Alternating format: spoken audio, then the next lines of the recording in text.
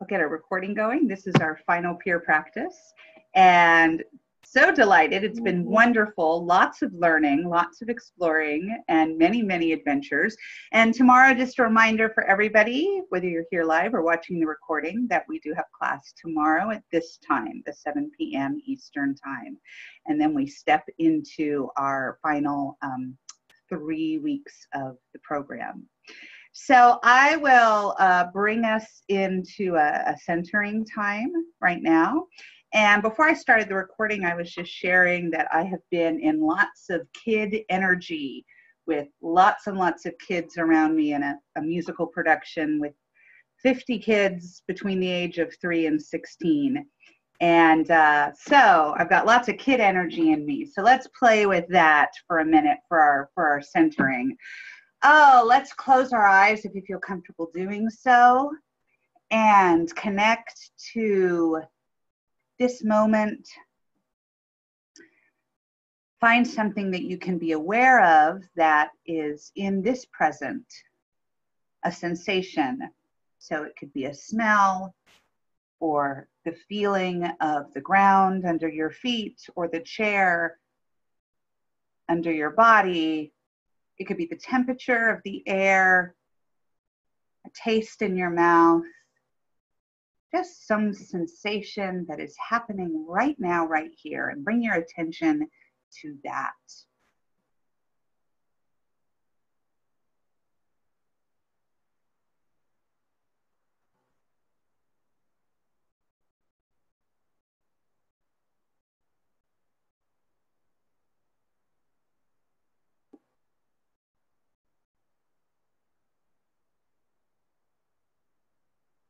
And just imagine that anything else that you were doing before this moment that may be pulling your attention in a different direction, just imagine that you can just flick it off.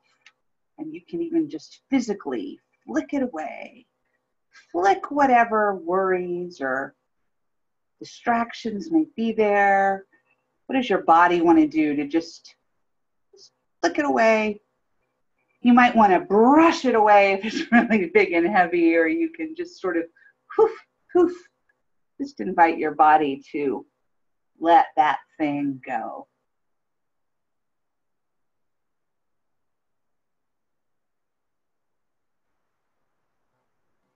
And now I just invite you to think of a favorite place when you were a child.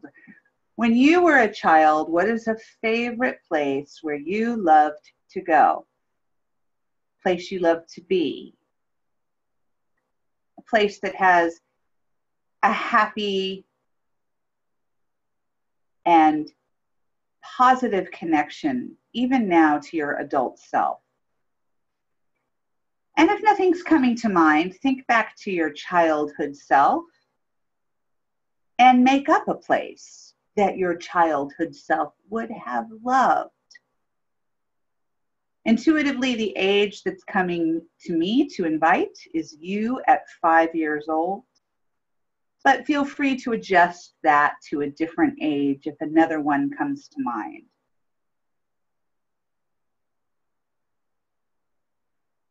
Imagine yourself 5 years old or whatever age you have picked in this happy place.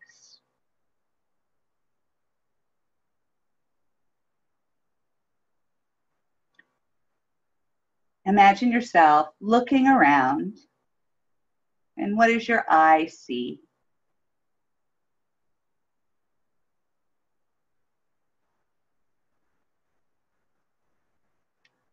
Imagine your little girl or little boy self sniffing and smelling at this happy place. And what do you smell?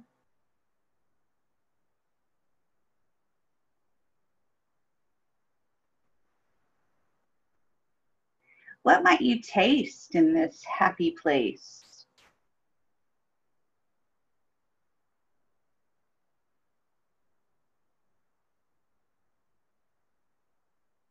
Oh, listen. What does your little child self hear in your happy place?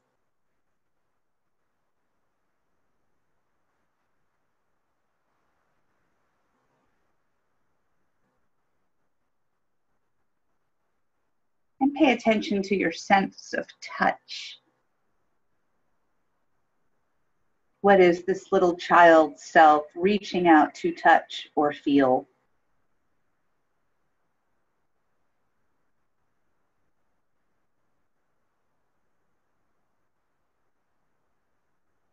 And there you are in your happy place as a child, 5 years old or whatever age you picked. Now you can do anything. What do you want to do in this space, in this place?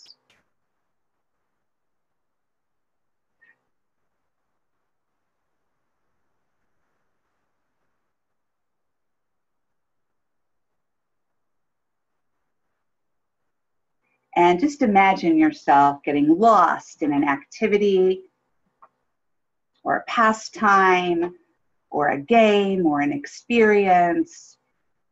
You're here in this place and you're just losing yourself in the moment.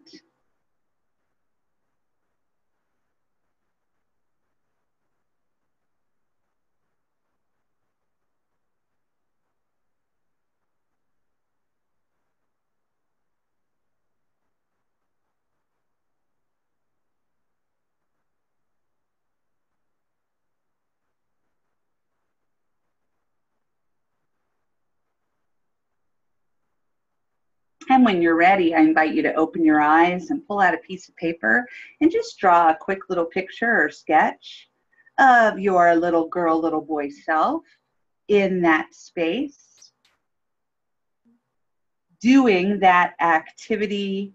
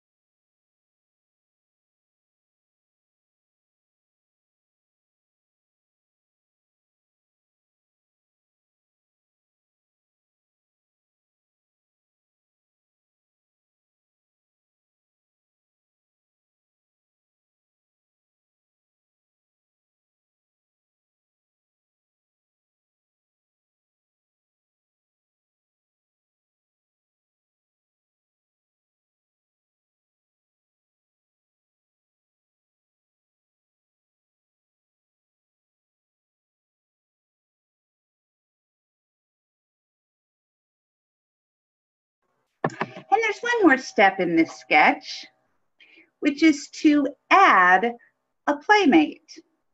Add a playmate into your picture.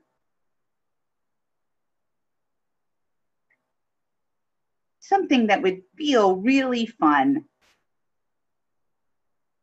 Add them in a way that feels delightful and fun. Something that adds to your experience.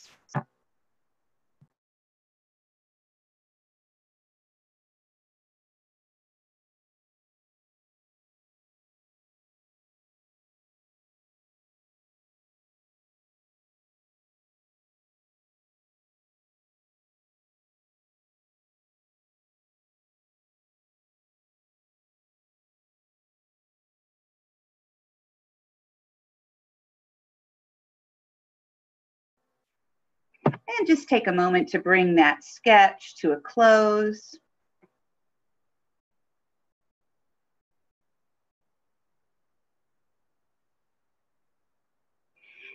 And I'm curious and drawn to invite you to look and see if there's anything in this sketch that feels important for you as a coach or presenter? Is there any way in which you and this other playmate might represent a dynamic or an energy exchange in coaching or teaching or presenting? If you're coaching today, how does this picture of your childhood self connect to the energy exchange with your client? If you're presenting or speaking, how might this activity or this environment of your little child self, how might that inform or inspire your time? If you'd like a prompt, you can say something like, perhaps the message for me is, and then complete that with whatever comes to mind.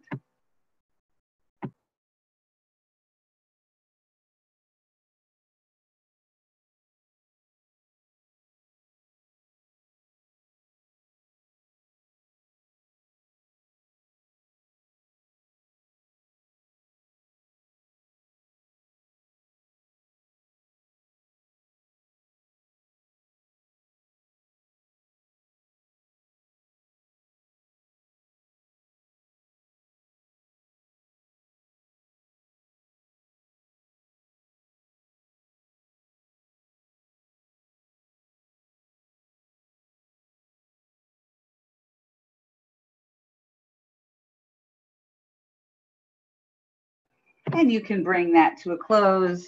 Anything that you've pinpointed or that you've captured from this, you can thank your little childhood energy for coming and being part of what you're doing today.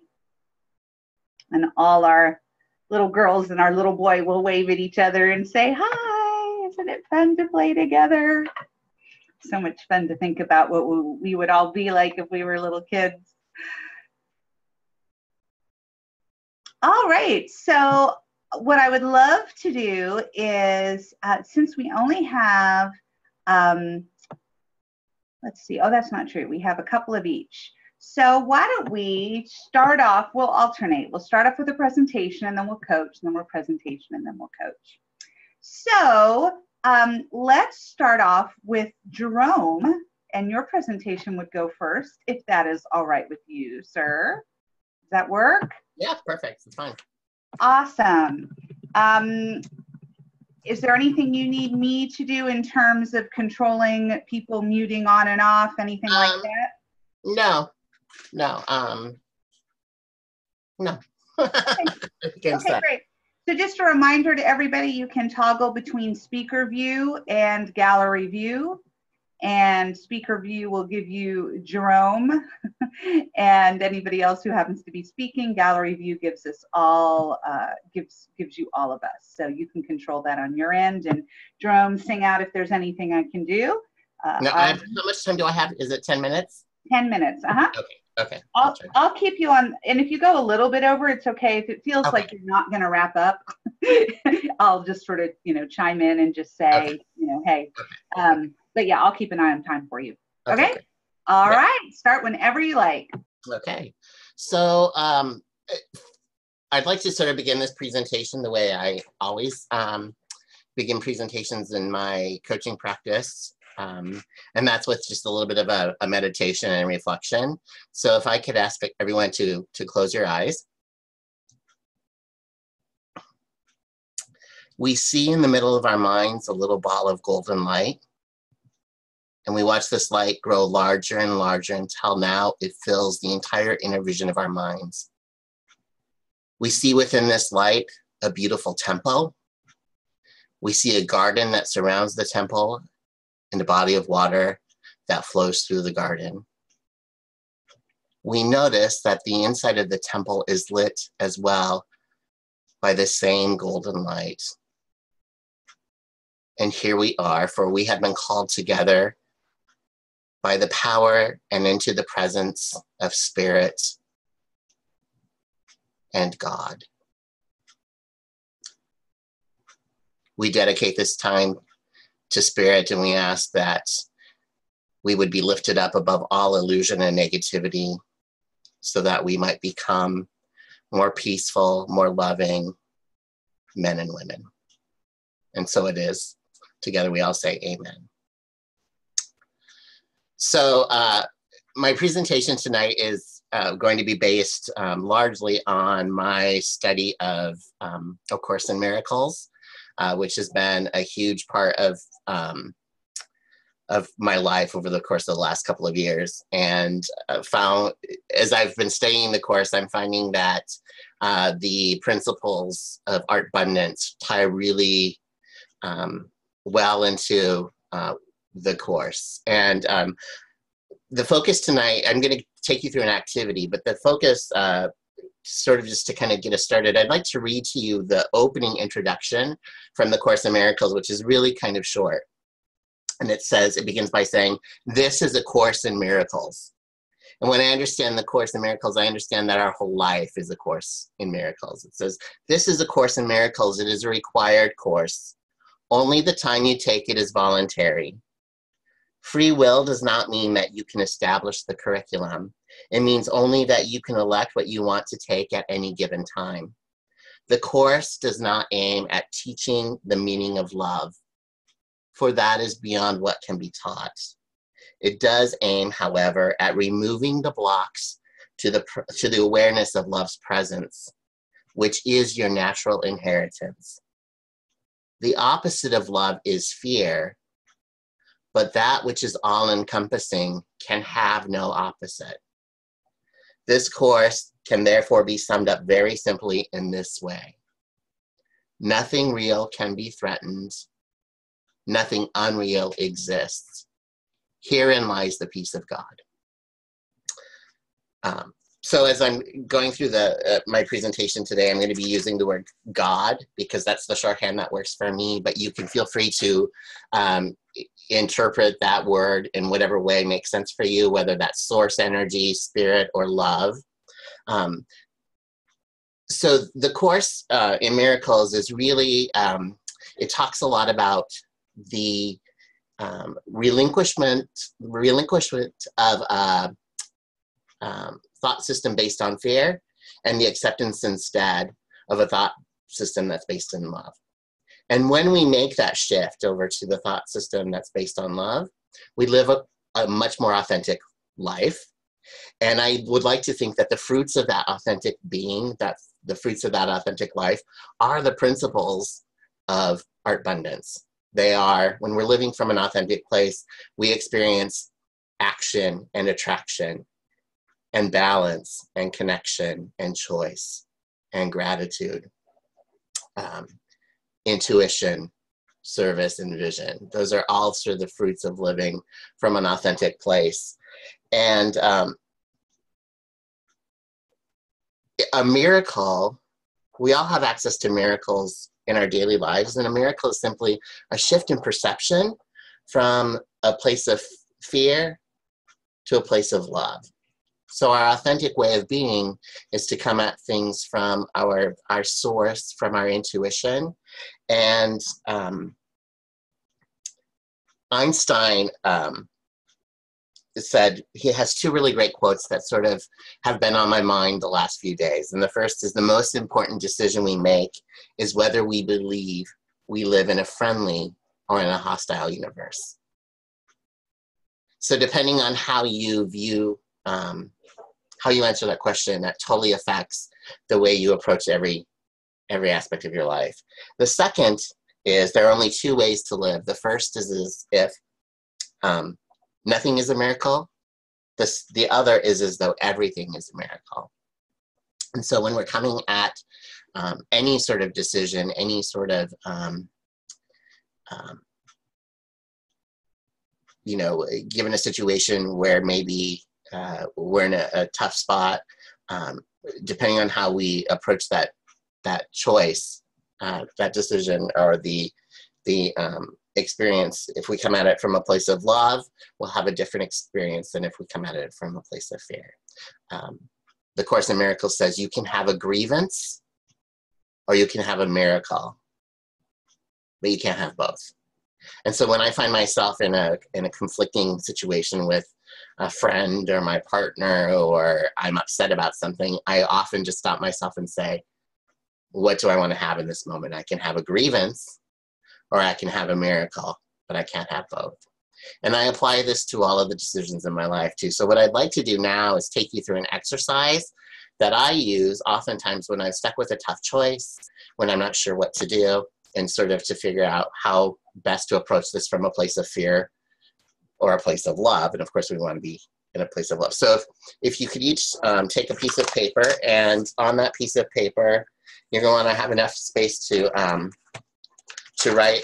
You're going to actually put a big plus sign on the page to divide your page into 4 quadrants. So I'll show you my page so you have a sense of what to do.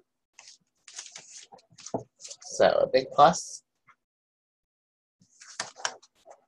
And so you actually have a vertical axis and a horizontal axis and a vertical axis. Along the horizontal axis, I want you to write the word yes on one side and the word no on the other side. And then on the vertical axis at the top, you're going to write love. And at the bottom, you're going to write fear. And this is actually something you can, a process you can use whenever you're trying to figure out how to work through a problem or a situation. So we'll kind of go through one together, and I'll give you a hypothetical situation, but if you want to work on something personally, you can as well. So let's imagine you've been invited to a holiday party at your best friend's house this Friday night, and you're not sure whether or not you want to go, right? So you can go or you can stay home, and you're sort of torn and you don't know what to do. So we have a yes response or a no response, and we can come at that yes response from a place of love or a place of fear. So what might be the love-based reason for saying yes to go to the party? So I want you in the that quadrant to write down some words or draw a sketch that would represent for you what the love-based reason for going to that party might be. Might be that you really enjoy your friend's company or any number of things, but what would be the love-based reason for going?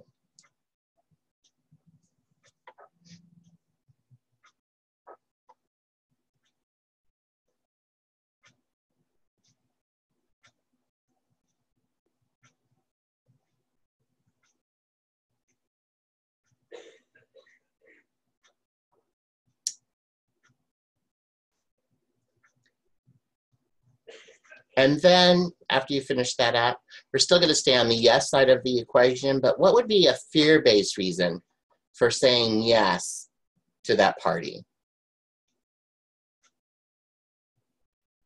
Like maybe you feel obligated to go. That would be kind of a fear-based reason to say yes to going to the party. So you can draw a quick sketch there, or write out a few words or do a word collage about what the fear-based reason for saying yes would be.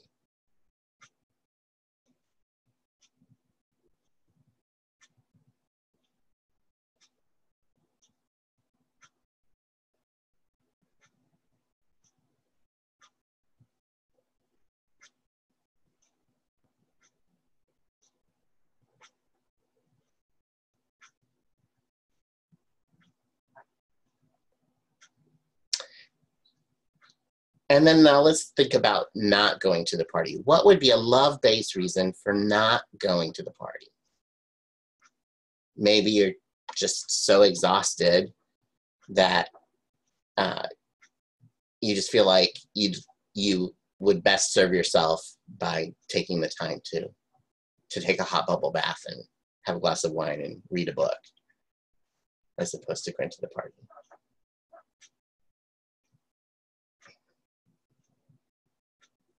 So you can draw a quick sketch here.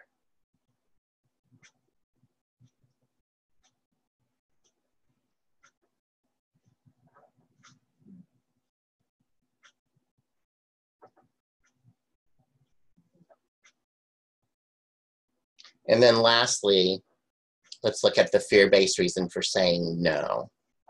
What might be a fear-based reason for saying no? Maybe you are a total introvert and you hate going to parties, and so you're just going to avoid it, not to avoid a situation that might be uncomfortable, even though maybe you'd really, really like to go, but it's just safer and easier to say no. So that's coming from a fear-based place.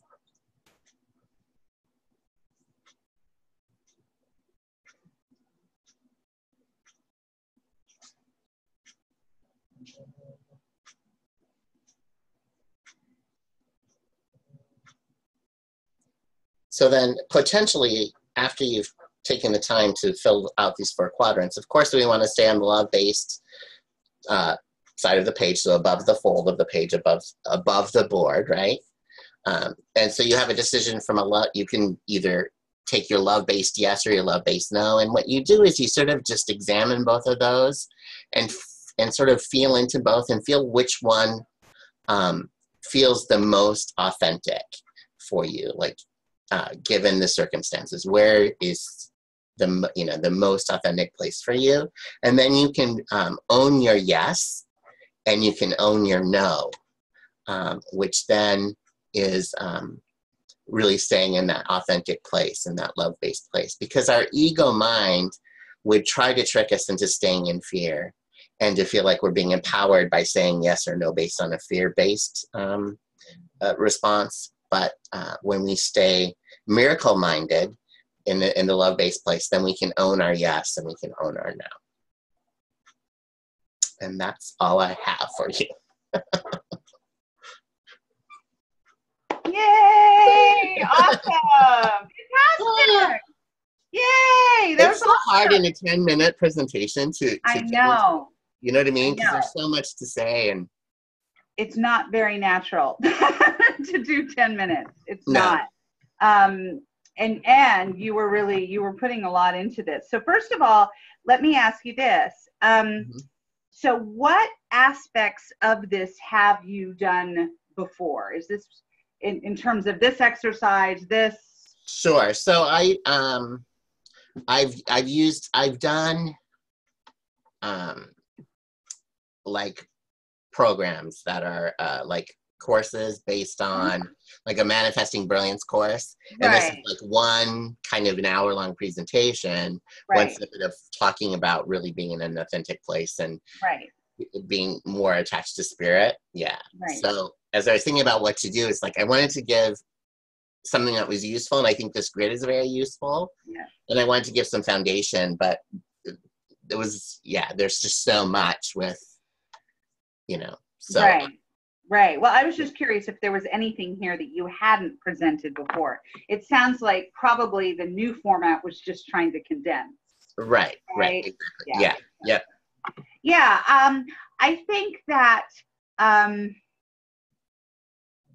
in terms, I mean, there are a bunch of different things we can talk about. I want to talk about content first, and then we'll talk about all the goody presentation stuff. I mean, you're a really experienced presenter, and so there are some cool things that I want to point out that I think can be helpful to everybody. But talking about content, because I love the first thing that you said as soon as you were done is 10 minutes, because it is. I mean, 10 minutes goes by so fast. Right. And I feel so. My impression was that we kind of had 3 different parts. You had your lovely opening, and then you gave a little bit of foundation around the course, and then you brought us into a very tangible exercise. Is that accurate? Yeah. So I think in general, I think that that's a really good format to follow.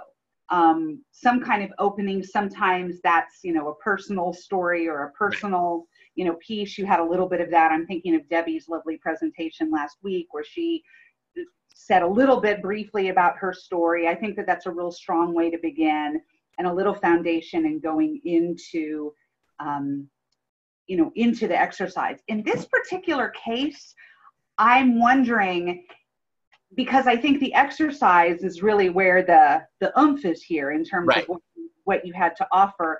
So in this particular case, I'm curious about maybe the foundational stuff could either be short. It wasn't too long. I mean, you're right. The intro to the course is actually very short. but I don't even know if that was necessarily needed in order to do right. the There was a total disconnect. I felt it too. yeah. Yeah. Like, And it's kind of like in coaching, we talk about like, you know, don't talk like just jump into the art assignment, you know, don't talk about like blah, blah, blah. And it was right. sort of like the intro to the course, which I think is really helpful, especially in a longer presentation. And if you have people who don't know what Course in Miracle is, da, da, da. But here, I don't really think it was necessary. And I think Right. it took time away from what could have allowed you to play more. And I didn't know how long to give this exercise. Yeah. And as we were into it, I was like, oh, I wish I had, yeah. So into Right. it, yeah. Yeah. Yeah. So you feel, I mean, you seem Oh, like, I totally felt, the disconnect. yeah. For sure. Yeah. So that is something that, and first of all, I will just say, I mean, that's how we all are. It certainly is how I am. It's not until, you know, I do something so many times and I realize, oh, next time.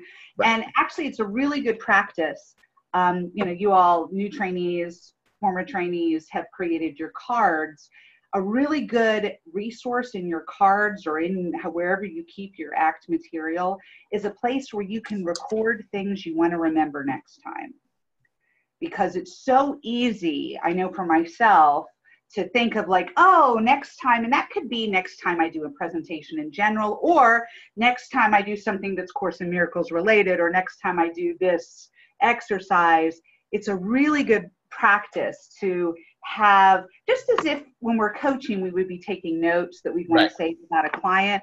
It's really good practice for us to make those notes for ourselves. Because until I did that regularly, I found myself making the same mental note over and over. And, you know, that's not all that helpful. So I think that, you know, that's just helping me bring up that's a great practice to kind of pinpoint, okay, what would I want to do differently? And I think that that's what you did here. The nice thing is I do think that the foundation, that the introduction to the course that you gave, I thought was nice and succinct, and you moved out of it quickly. I just don't think it really needed to be there at all. Right. But I thought that, you know, had we not been limited on time, I think it would have been right on. I think you hit the nail on the head when you said that this exercise is really useful. And it sounds like from your heart, that's what you really wanted to share with us, right? Was the exercise. So I'm curious, have you thought about playing with this exercise in a way that could make it more art abundancy? Like, how could you turn this into an art assignment? Yep. Yeah, and a couple of things. So the intro that I used, I should have given credit. That's Marianne Williamson's standard thing, right? And I love it because I follow her very closely. This exercise actually is from Darla Ledoux, who's a coach that I have followed and worked with. So it's her brainchild. Mm-hmm. I think to make it more art abundancy would be, and I thought I'd have more time. Would be to do that's more, what we're talking about. Is just right, but to do more doodles, to not, you know, to get away from sort of words and that kind of thing, and to like do a doodle or a sketch or just a one word, or, you know, something a little bit more creative and maybe a little bit more abstract than that. And I think I maybe even led too much by giving the scenario of like, oh, let's do the party. If we're doing this with in a bigger group or have more time, it's like, let's all think of a decision. It can be, you know, here's one you can use, but use your own, right? So that it's so that it's a little bit more organic and people are working. I think the reason I did it the way I did was because I think it's a really great coaching tool. I've used it with my clients in so many situations, like they don't know what to do. I'm like, let's draw the grid, you know? And it's a tool they can have for every, you know, anytime. It's like, oh, did you, you know, I'll say to my coach, did you do your grid? Did you do your grid? No? Well, let's do it, right? So I wanted to present the tool. And I think that scenario makes it easy to understand how it works, right? Yeah, and I think that maybe a way to give the example, because I think your heart and mind's in the right place there. You want to make sure that people are understanding it. Maybe a way to kind of do both, to let everybody kind of lead with their own example, but also give a little is to just mention that example in passing. Right. So right when you show, you show your example, and you could say, so maybe, so pick a situation that you are, a decision that you have to make, and write it down at the top. For example, it might be, should I go to the party on Friday? And then what you can do is say, start on what's a decision out of love. For example, with the party scenario, maybe it would be, okay. And then each time when you go to each point in the grid, you can just mention it as a, as a cast, like just a quick example.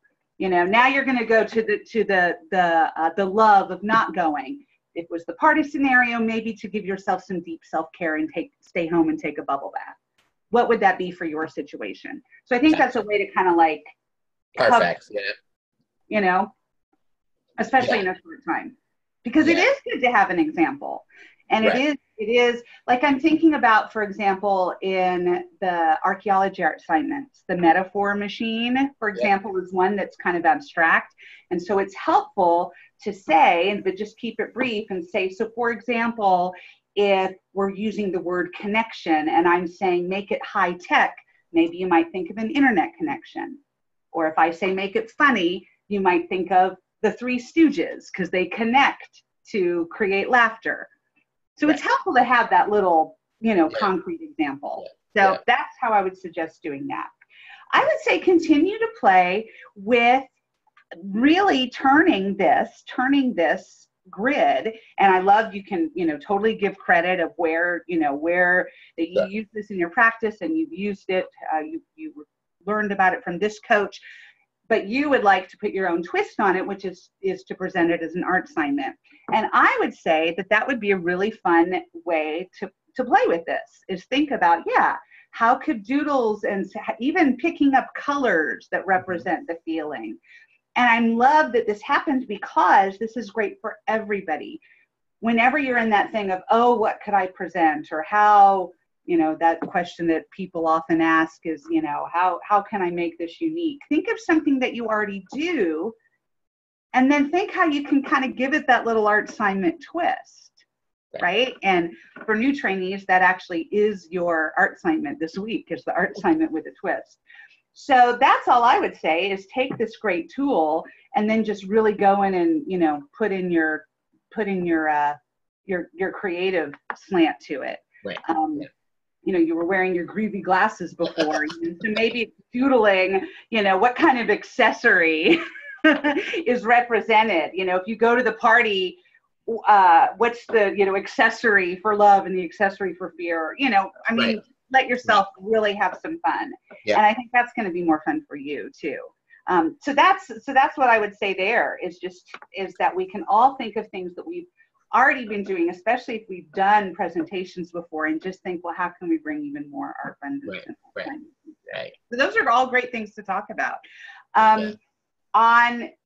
Did you want to say something else, Drew? No. Okay. This is good.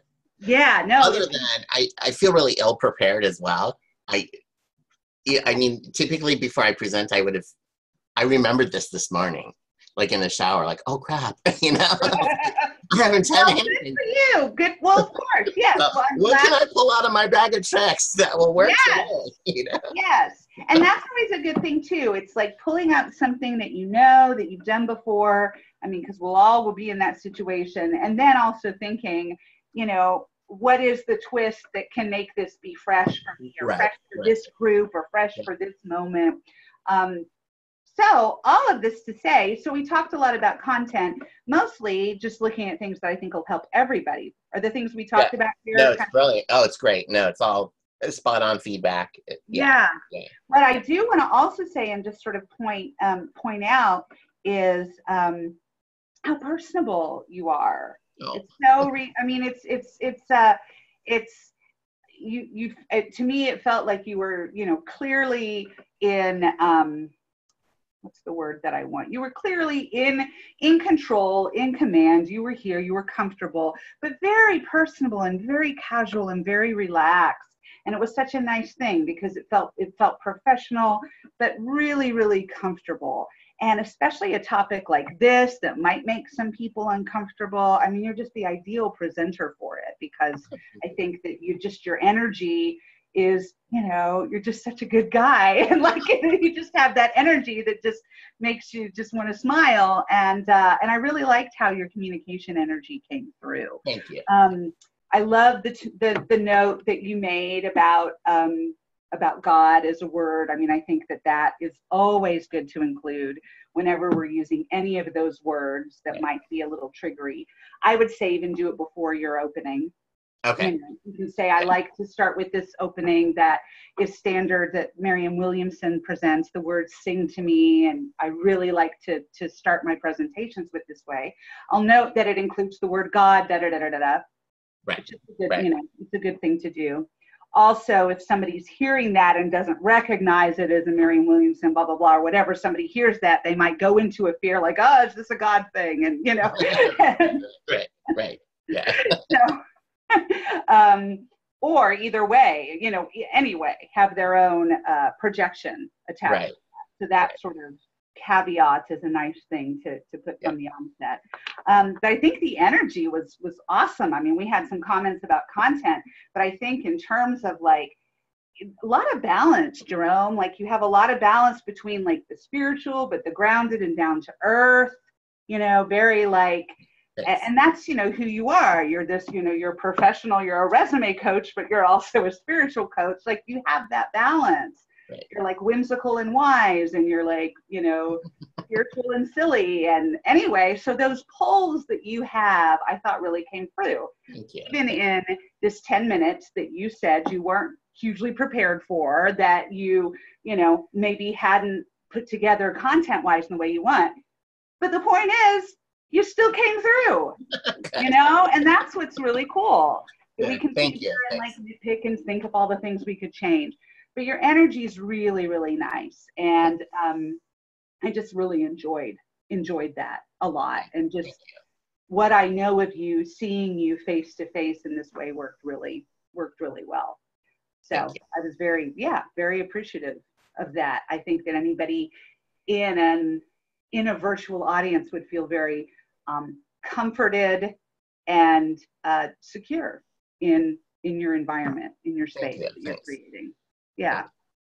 I'll just want to hear from one person if anybody wants to add just any comment. Tat. Hello. Yeah, Jerome, I love your presentation, and I disagree with Mani that the intro was not needed, because I'll tell you where I'm coming from. So I have been interested in the Course of Miracles at various times. And then I'm sure there is a lot of good stuff in it, but the delivery usually, it just makes me fall asleep on page 10. So having you introduce it and even read the piece of that you read with your energy, it wasn't boring. I loved it, and it kind of made me think, okay, so maybe there is a way to learn about this without, boring myself to death, and then when you go to the exercise, that matches perfectly as well, that it's not a big chunk of words, but there is actually a practical application of this stuff that I can just take today and apply to my life today. Thank you. So for me, it worked perfectly together. And yeah, you've got my interest in the Course of Miracles renewed. So I will pick it up again. Well, and you know what, I'll just say this because you're interested in the Course in Miracles. If you're interested in the Course, but find the Course because it's pretty deep. I mean, it can be boring, but Marianne, whose reflection I used at the beginning, Marianne Williamson wrote a book called A Return to Love. She wrote it in 1992, and it's based on the Course in Miracles. She sometimes refers to it as the Cliff Notes of the Course. So the shorter version, it's a beautiful, beautiful book. You might check it out and see if that. I will. Thanks for that. Beautiful book. Yeah. It's called A Return to Love by Marianne Williamson. Yes. Thank you. Thanks, Tat. Great input. Great insight. Awesome. Thank you, Jerome. I think you you let us off in good form. Anything else you want to add or add? No, no. Forward, feeling complete. I do. Thank you. All right. Good, good, good.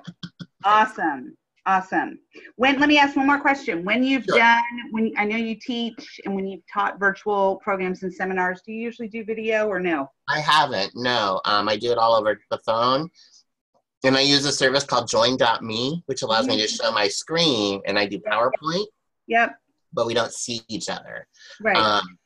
I'm thinking about this format because it allows us to do all of those things. And so I think it'd be great. One of the programs I'm doing right now is a group called Transformational Tomes. And we're doing a book a month. Which we read the book, we do a discussion, and there's always an Art Abundance assignment of some sort. Like we've written our own manifesto, and we've done our muse and all those things. Cool. And there's about 10 of us. And so it'd be great to have this kind of connection because we're all over the country.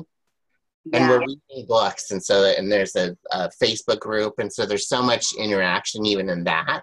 And everybody knows me, but they don't know each other, right? They're all people who've come into the group from other parts of my life, but they don't know one another. And so I think I need to check this out for my business. Yeah. No, I was just curious if you've done a lot of video, because I think it's a good, again, with the energy thing that I was talking about before and your communication energy, I think it's a good venue for you. So keep on that. Keep on that. Thanks. Thank you. Absolutely. All right. Well, thank you guys. Excellent. We're going to have Mia coach on audio next. Is there anybody here who has not been a client in this peer practice round yet? Melina, yes, you were just a coach, right? Will you be Mia's client? Okay. Would that be okay? So what we're going to do is because this is audio, right? Mia, and this is good because we've been having fun with audio, but I think it's really good for us to talk about, and we've been having fun with video, but I think it's really good for us to talk about audio as well. I'm going to bring everybody off video, and I'm going to put myself, I'll mute myself, and that way Mia and Melina will still hear each other. Let's see. Mia, and go ahead and test out your audio, please. Okay. Hi, everyone. How are you today? Does that work all right? Yep. Yeah. Melina, how about you? Hi. Yeah, I'm just talking over my computer. You can hear it all right? Okay. Yeah. Yes, I can. All right, so Mia, you're good to go and begin whenever you like, and I'll step in 10 minutes. Okay, thank you. Hi, Melina. How are you? Hi, Mia. I'm good. I'm good. Fantastic. So here we are tonight doing a bit of coaching, and I was just wondering what was on your mind. Well, I guess what's on my mind is what we were just doing, the 2 exercises that we were just doing. Oh, yeah. I found them pretty compelling, both of them. And one of the, so there's one big overriding thing that's been on my mind, which is I have done a lot of practicing of what we're doing of Art Abundance, but I haven't actually sort of really dived in deep enough to get to the point where I'm actually earning money doing it.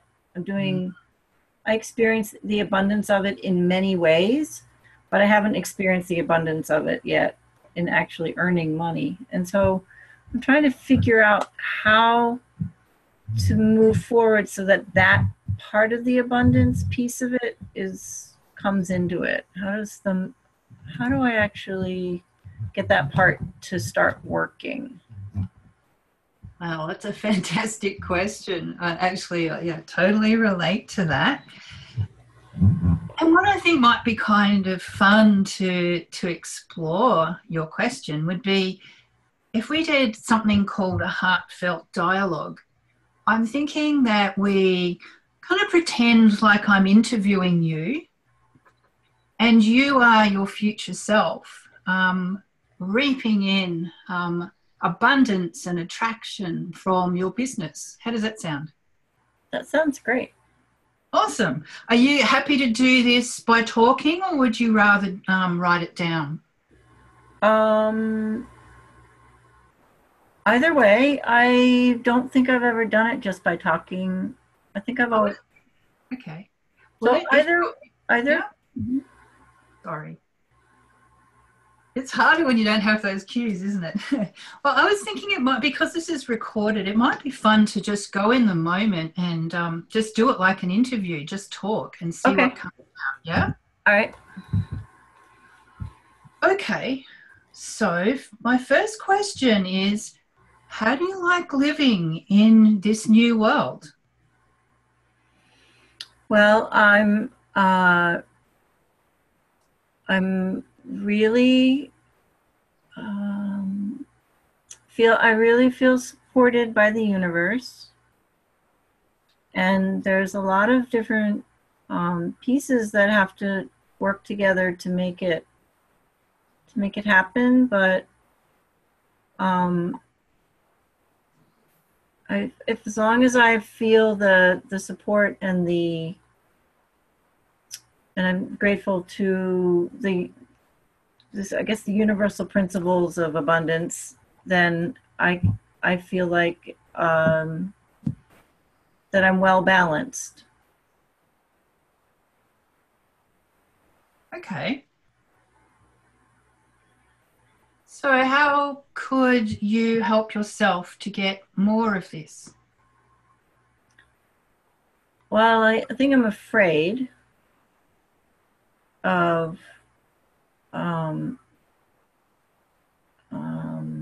I'm afraid of being exposed.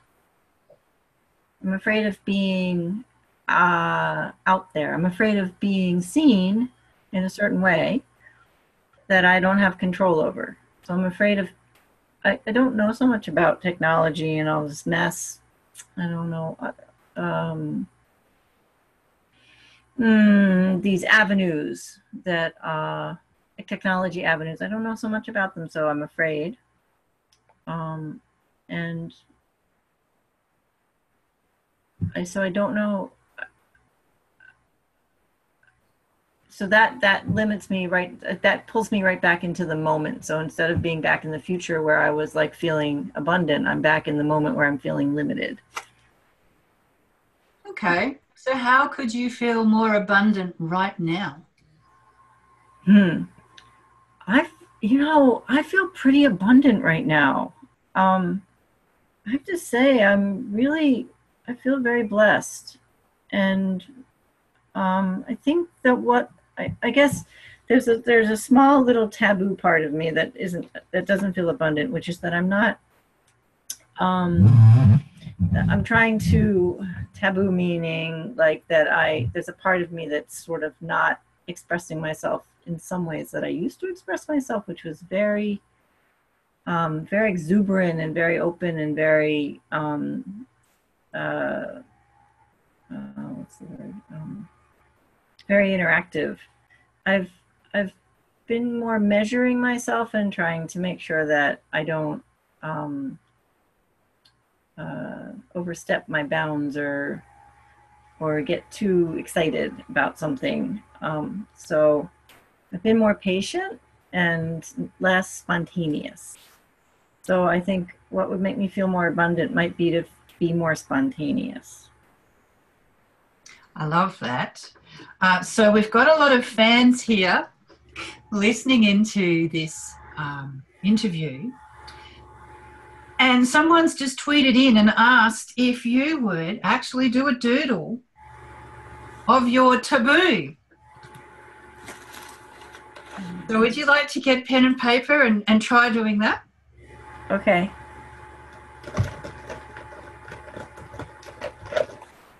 All right, I've got it. Okay, describe for the audience what you've drawn and what you see.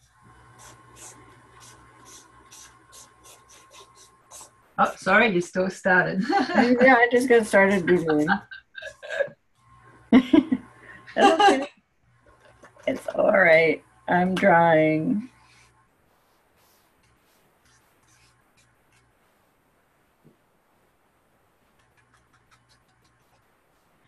Okay, it's like all right, it's like a big fireworks explosion. Like when you look up if it's on the any kind of fireworks display for whatever. I was gonna say the 4th of July, but you don't have that there. That's all right, I know what it is. Any kind of firework explosion where the fireworks up in the air and the firework explodes and there's like all these different colors, any colors, green and red and blue, and it's just sparkly and pretty, and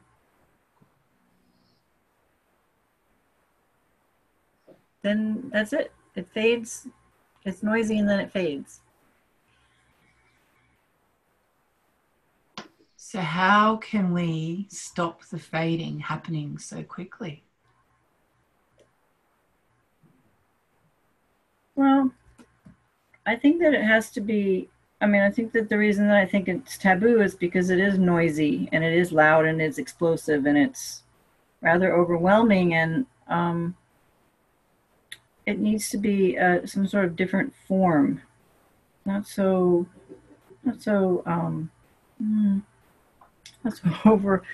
overwhelming. It's something more like maybe like a dandelion. Like if you blow a dandelion and the poofs, all the little poofs go off. It's a little bit more, that's a little bit more my speed these days. And rather than putting myself down and saying, oh, I'm not as good as I used to be, because I went from being a fireworks to being a dandelion fluff, that it's okay. It's okay to be toned down now that I'm older, you know? Elena, that's beautiful, and I know that there are fans out there listening to this recording, and I think we'd all be inspired by that shift that you just had. It's wonderful. Any final thoughts?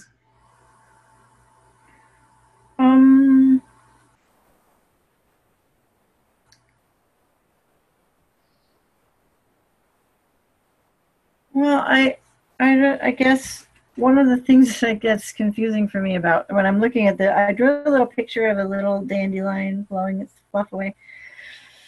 And it feels like all of these seeds going out into the world, and it's that's a very rich image to me, is, you know, that sharing that kind of those kind of, you know, those little nuggets are in there. But I still don't I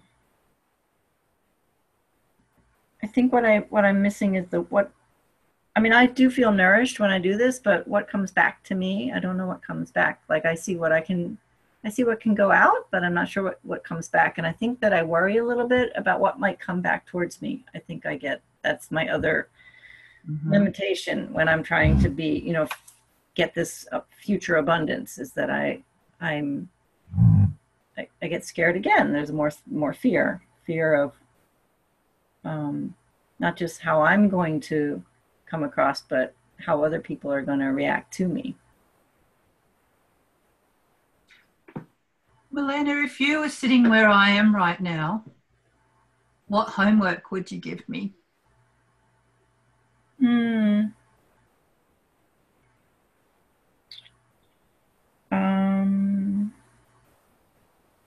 Well, I've already done this homework, but I guess, so maybe I wouldn't do that one. The one that comes to mind would be to do a safety pin. And tell me more. What's that about? So something that I made up where you take a safety pin and then you make things to attach to it, so it ends up looks a little bit like a very small mobile, like a mobile that you would hang up, or like a little collage, and you attach things to it that make you feel safe. So whatever, like little images, you pick out images or you draw pictures and then you hang them on little strings on the safety pin and any words that make you feel safe. And then you can pin it anywhere. That sounds terrific. You say you've already done this. Yeah, I've done it. You know, interestingly enough, I've done it for other people. I've never made one for myself. I made one for my partner. I made one for my daughter. I didn't ever make one for myself. I could make myself one. Do you like to try? Yes, it would take a little bit, though. I couldn't do it right here. No. But perhaps it's something you might want to explore. But I could write the word. If you want me to do part of it, I could do part of it now. I could write the words that would go on it. I'll step in because we're just at time. that sounds like a really good next step. Wow. Thanks, All Malena. right. Let's, I'm going to bring everybody back because it's so much nicer to see one another. Wow. Who's saying wow? Is that Mia saying wow? Yeah. Okay, so what's the wow that's coming through? The wow that's coming through for me is, oh, you want me to start? Is my video started? No, there it is, sorry. Not yet. There you are. Yep. Okay, so the wow for me was that I realized as we were going that my brain is more focused on my presentation. So I wasn't as present as I should have been at the beginning, which when I realized it became a distraction. And it was only towards the end that I realized that part of the struggle that I had then, because that was a lot harder, wasn't just that I couldn't see and didn't have the visual cues, but I actually didn't up front with Malena identify a principle or a word. It was kind of implied, but what happened, because I think we didn't actually just connect with that, was that things drifted. So in a way, it's great to have had a much more difficult and out of control, in a way, from a coach point of view, experience than last week, where it just went so smoothly. Yet, in spite of all that, I think this is the wow. Although it was a bit clumsy from my end, what Malena got to there was astonishing. So yeah, a lot to think about and ponder. And I've now got over my fear of, everyone was so nice about how I went last week that I was like, I can't do that well again. And it's like, it's okay. It's okay. You know, the trust that the client of rocking the first one, right? Yeah. So I think the constructive note that I had is exactly what you said, is pointing out to everyone how useful it is to have a topic word. Even if that changes, you know, it can change as long as you and the clients are on the same page with that. And I mean, as you pointed out, it's, you know, here, I love what you said. You said maybe there are things you would have done different as a coach, but Malena, and, you know, Malena's very intuitive and very creative, but you are also a very encouraging and supportive, giving a creative environment. You know, the session still went somewhere, and, you know, Malena came up with something really inspiring. And this was a great example of what we talked about so many times, which is the coach, you don't have to be razzle dazzle, you know, let the client come up with it. She came up with her own art assignment. She identified, well, I've done this for other people. I've never done it for myself. Those are big deals, you know, and maybe if, you know, it can feed into insecurity, being like, oh, I didn't really do that much. But that actually is kind of an ideal, you know, what happened here. That Malena did sort of coach herself, but that's what we want them to do. So that's a good thing. Yep. I mean, and so that's what I just was like, this is exactly, I mean, I understand what you're saying and feeling like you didn't have your arms around that topic word at the beginning. And yet it just was so beautiful to see what happened with Melina just given the space. I felt like you adjusted and offered more pauses as you went on. You know, I think that was adjusting to not having the visual cues. And that's what you have to do on the phone, is you ask something and then you just wait. And she finishes a sentence and you just wait. Because more often than not, she's going to say something else, right, to fill that. And I think like you adjusted to that really, really quickly and saw, because that's the main, well, there are a few differences between audio and video, but that's the main one, is that in audio, you have to be, but you get to be more conscious of a deliberate pause and a deliberate space. Whereas in video, it's more obvious and you can just kind of go with the flow a little more. Heartfelt dialogue is kind of I want to talk about it for a minute because it's an art assignment I love that you did it because it's a good one to talk about because it's specific in nature. It has some sort of specific quirks that I think are helpful to mention. And on its surface, it can just look like, you know, journal questions or, you know, just sort of open-ended question. But what it really is identifying the topic word. And then really, so if heartfelt dialogue is, here's how I would present it if Melina was my client. I would say, we're going to talk to, so say, first we're going to identify a word. Let's say abundance, okay? We're going to talk, or let's say, I'll actually ask you, Melina, shall we play with abundance, money, or coaching? Pick the word that you want to dive into. Money. Money. So here's the first question. We're going to talk to money. Money, what is it like living in Melina's world? You want me to answer? Sure. Oh,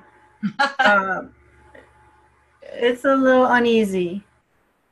She's not so consistent with me. Money, what do you wish that Melina knew? I wish she knew that she's fully supported.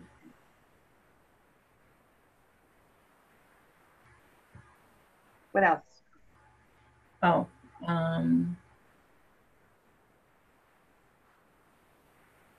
I wish she knew that she could dream a little bigger and have more, she can have a much bigger idea about me, a much bigger picture. Money, what do you think Melina thinks about you? She thinks that I'm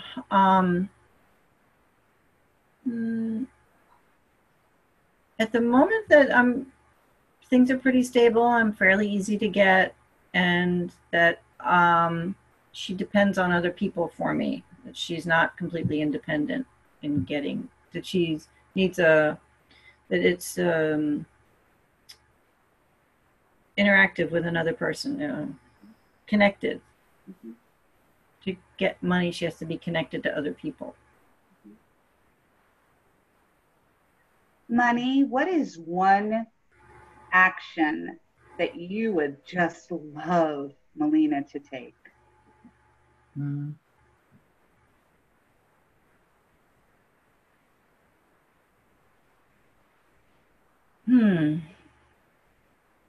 I don't know.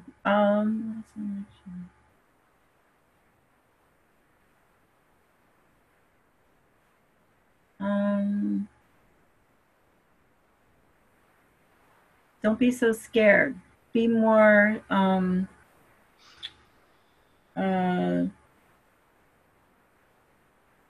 trust me more. Know me more. Get to know me better. Money, how might Melina get to know you better?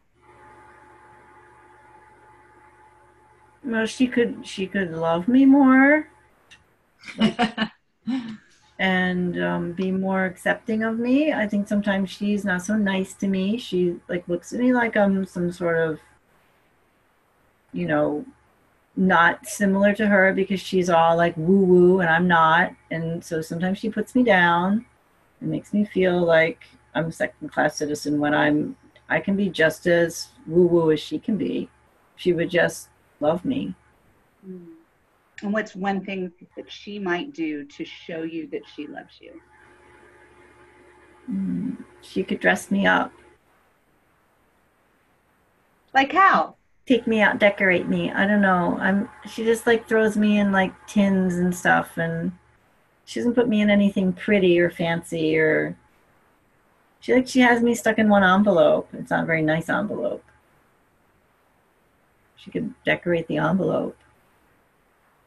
If she dressed you up a little bit and made you feel gave you a little more fanciness, how would that make you feel, Money? I would feel more loved and more special and more a part of her life. She doesn't include me in her life so much. When it comes right down to it, what do you really want Melina to know about you, Money? I'm on her side. I'm with her. I'm a partner of hers. And she doesn't see me that way. She does not see me. And the way she treats her partner is so sweet, so freaking nice. If she treated me that way, I would give her so much. I would give her so much if she treated me like she treats her man. Awesome. Okay. How do you feel, Melina?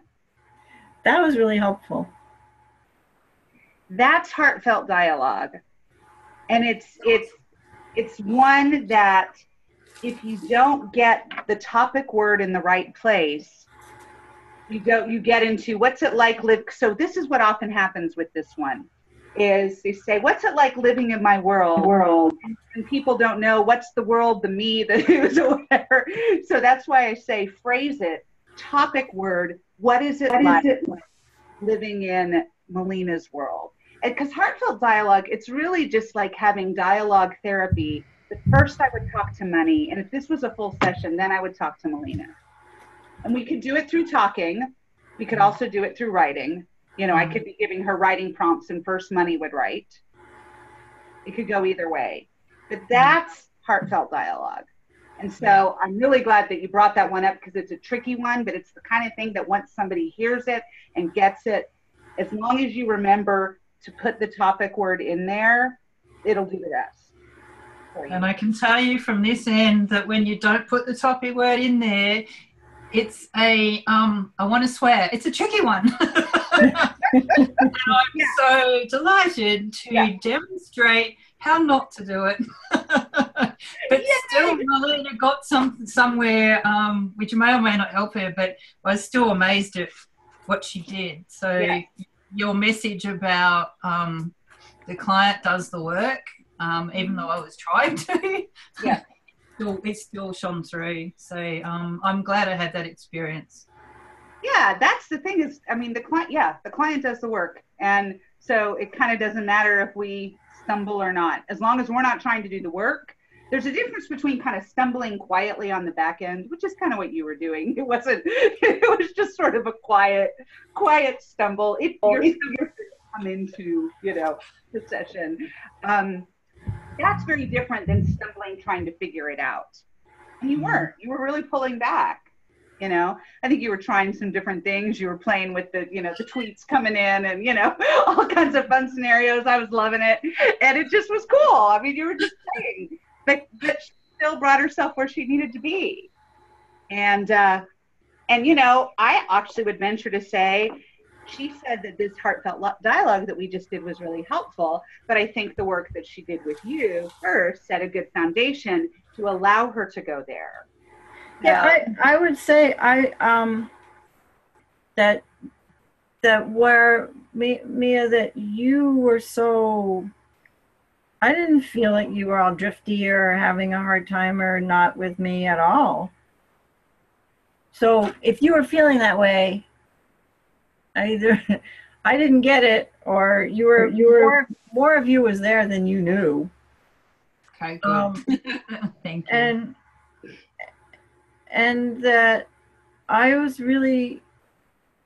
didn't feel like I was all by myself. I didn't feel like I was doing this all on my own. I didn't feel like I was paying attention to you. And I also wasn't attached. Like I didn't have ever done heartfelt dialogue, so I didn't really know what it was supposed to be. So I didn't have a preconceived notion. Like I was like, oh, she's doing this wrong because I never did it before.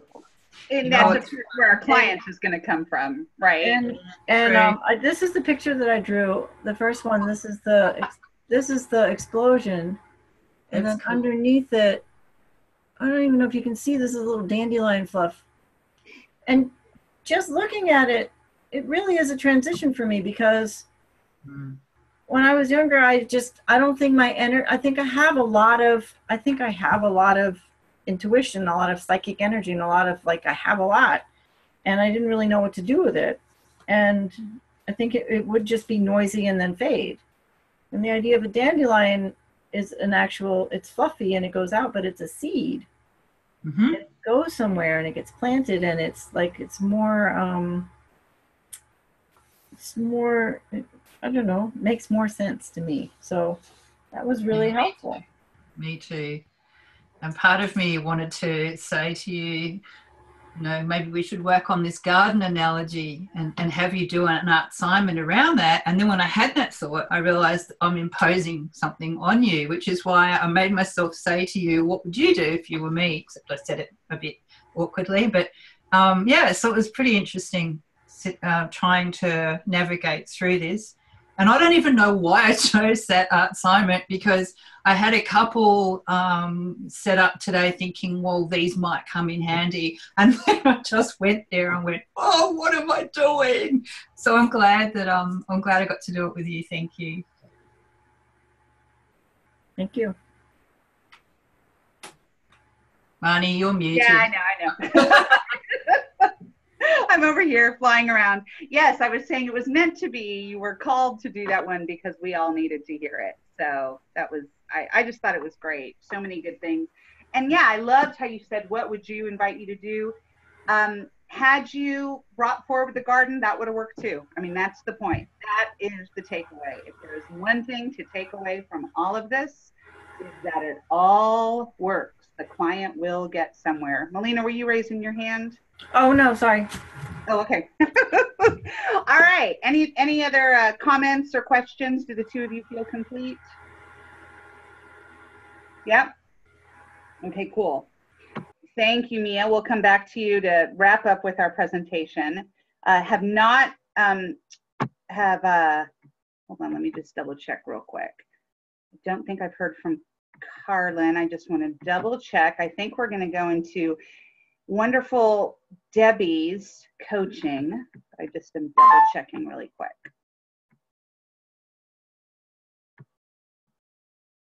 Okay, so we are going to go into Debbie's coaching next. So now we need a client for Debbie. Mia, did you get to be a client yet? You did? Okay. Okay. Who will be Debbie's client?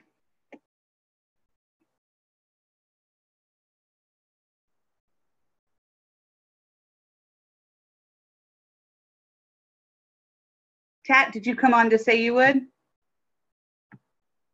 No? Well, I can be, but I'm mentoring Debbie, so I don't know. Oh, right, of course. Yeah. If yeah, you that's think good. I don't mind either way.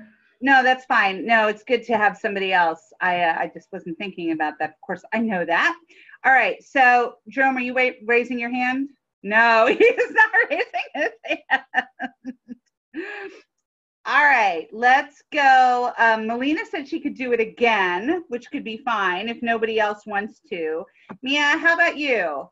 Do you feel like I know you have to present right after this. I'm kind of feeling like I need to clear my head between the coaching. And if you want me to, I'll do it, but it would be useful for me to sit out. Excellent. Sally, will you be our client here? Excellent. Sally. I didn't volunteer because I've had a lot through the practices, so I just wanted other people to have the opportunity. So awesome. I'm happy to do it. Okay, great. So Debbie, you know the drill here, that it's a little awkward because I'm going to be, keeping the camera on Sally most of the time, but I'll be coming to you a couple of times too. Just sort of disregard me or disregard the camera and just keep that connection going with Sally, and you guys will be great. Okay, I'll mute myself. Debbie, you. I can't hear you, Marnie. Thank you. All right, I just like to keep you guessing. That's all. All right, so Debbie, you can go ahead and begin whenever you like, and I'll step in 10 minutes. Okay, thank you. Hi, Sally. How are you doing today? Good. How are you doing, Debbie? I'm doing very well. I was wondering if you kind of wouldn't mind coming and getting a little centered with me. I'd love to. Before we start? Okay, great. So I'd love for you, if it's comfortable, for you to close your eyes and take a deep breath in and out slowly. I'd like you to do that again. And I'd like for you to really concentrate on your heart chakra and your throat chakra, your communication center. And I'd like you to breathe in and out again. And then after you do that, I would invite you to tell me what you'd like to visit with me about today. Well, what's on my heart today is my sugar addiction that is being triggered now that the holidays are coming up, and I really don't want to go down into the death spiral that usually happens this time of year, where I make myself sick eating sugar, which my body doesn't really process very well, especially as I've gotten older. But it's such a part of celebrating and being with family, and sugar seems to be pretty much in anything and everything related to the holidays. So I'd really like help with that. Okay, so let's see if we can think of something here to do. So can you tell me a little bit about how you feel when you eat sugar? Terrible. During the time you're eating it? Well, like physically, I feel terrible. Like on an emotional level, I enjoy it, and I find it very satisfying, because it's like a drug, that when I eat it, like I have like a high from it. But my body does not feel well. Like sometimes even before I eat it, my body will be like, oh my gosh, please don't do that. But I do it anyway. Okay. So I would like to kind of do this exercise. If you have a piece of paper and a pencil, it's kind of a fill in the blank kind of thing. Okay. And so I'd like for you to write the sentence as I say it. If I'm going too fast, please let me know, because I tend to do that sometimes. Okay. I'm a fast talker. So anyway, this is gonna be a giant billboard about sugar. Oh, okay. So tell me when you're ready. I'm ready. All right. This evening, I painted a giant billboard with my message to the world about sugar. It said, blank.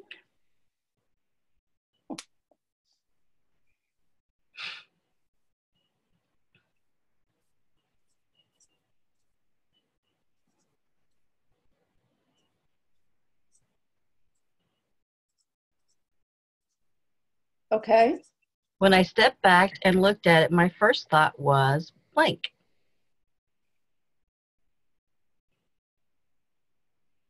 And am I supposed to be since it's a billboard, am I supposed to be writing these sentences, or just writing my response to them? Just write the sentence if you would, just so you could read it back to me, so I can have some. Okay, so can you repeat the first one again? What Sure. You said? Okay. This evening I painted a giant billboard with my message to the world about sugar. It said blank. Sorry I didn't make that clear. That's okay.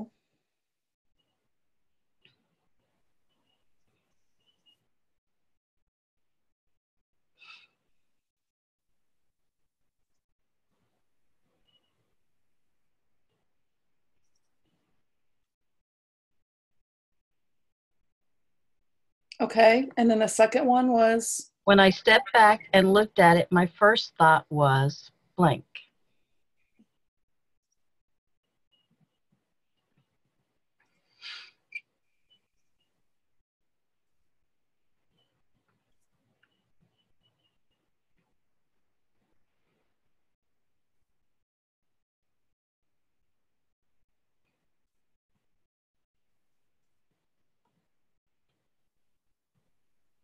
Okay. Now what? How's that? How are we doing so far? What's your comfort level? How are you feeling about what you've written on the paper? Good. Okay. What would happen if you were to now draw it? Now that you have your kind of context of what it is on your billboard, how would you feel about drawing that? Sure. Okay. Great. Yeah. You do that. That'd be wonderful.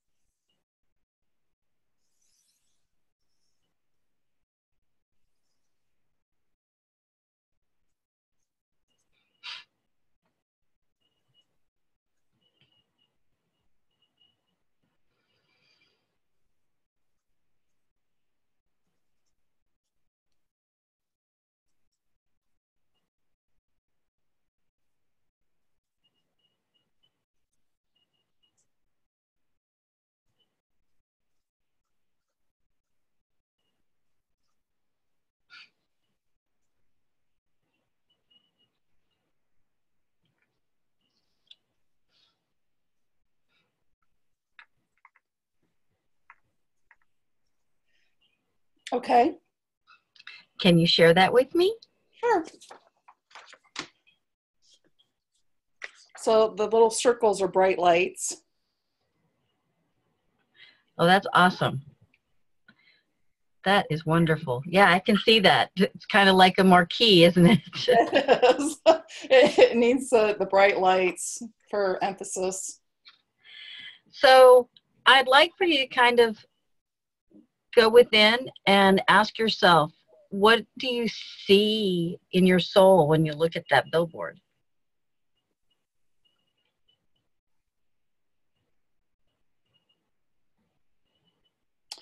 Struggle. Okay. And is that struggle, what on a 1 to 10 basis, what would you say, how high, low, 10 being, of course, awful, 1 being, eh? Well, it varies, you know, and that's the frustrating part is when I eat a certain way, it doesn't trigger it. But especially when I get really busy and active, I tend to eat differently. And that then starts triggering, bringing the sugar in. The sugar I've always used sugar as a way to, get my adrenals going so that I can, keep going beyond what, I normally go. So it really varies. Sometimes it's a 1, but it's been a lifelong, struggle because I don't stay at 1 for very long. I'm more in the range of 6 to 10 most of the time. So I would like to invite you now to recreate a new billboard with how you would like to feel about sugar. Okay.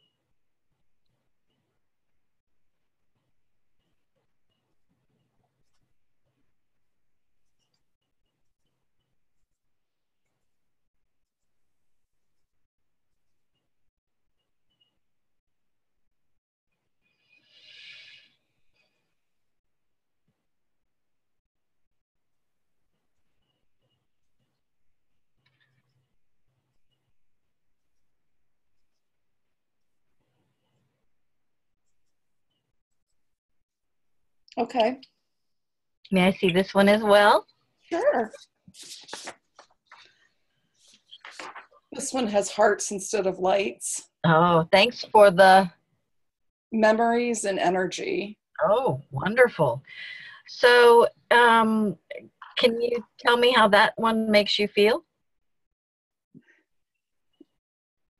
It makes me feel like I've gone beyond the struggle and that I can be in a place of appreciation and gratitude for what sugar has given to me in my life, but that it's time to move on. It's time to end our relationship. And yeah, our relationship, I feel grateful and appreciative, but the energy around sugar feels old now. Like it's done. That's awesome. Yeah, it is. I'd like to invite you to burn that first one at your first opportunity and release that away from you. Okay. And I was wondering, is there anything else that stands out or anything else that you feel in your body when you think about what the new message is? Well, what I just felt as I was doing this one, the second one, is that sugar was very predominant in our family's celebration and part of that connection. Like there's a really strong connection energy with sugar to other people and to fun times and experiences. And so I'm really recognizing that there's a certain sadness, you know, also in terms of letting it go, because it does have that feeling of connection to other people that I love. Right. Yeah. That's kind of a hard thing to let go of when you have that such a connection. I'm wondering if perhaps you might want to think about, as a homework assignment, writing a Dear John letter to sugar. Okay. As something to do to kind of, you know, finalize it and, you know, maybe give him his ring back.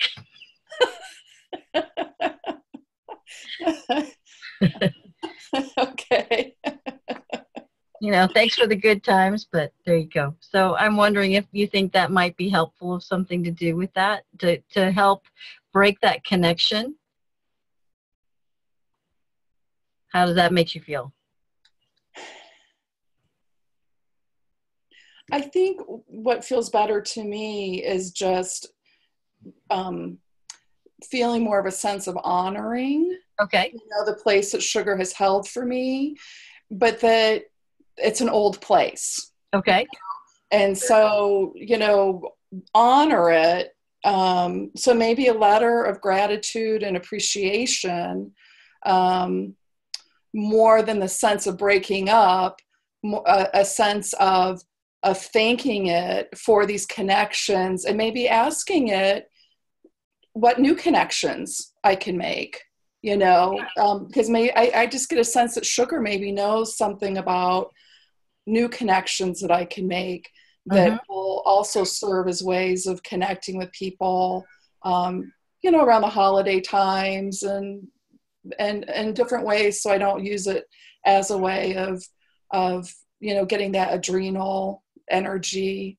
I just feel like sugar has an intelligence that can really help me, you know, in these different ways. Yeah. Which I never thought of before.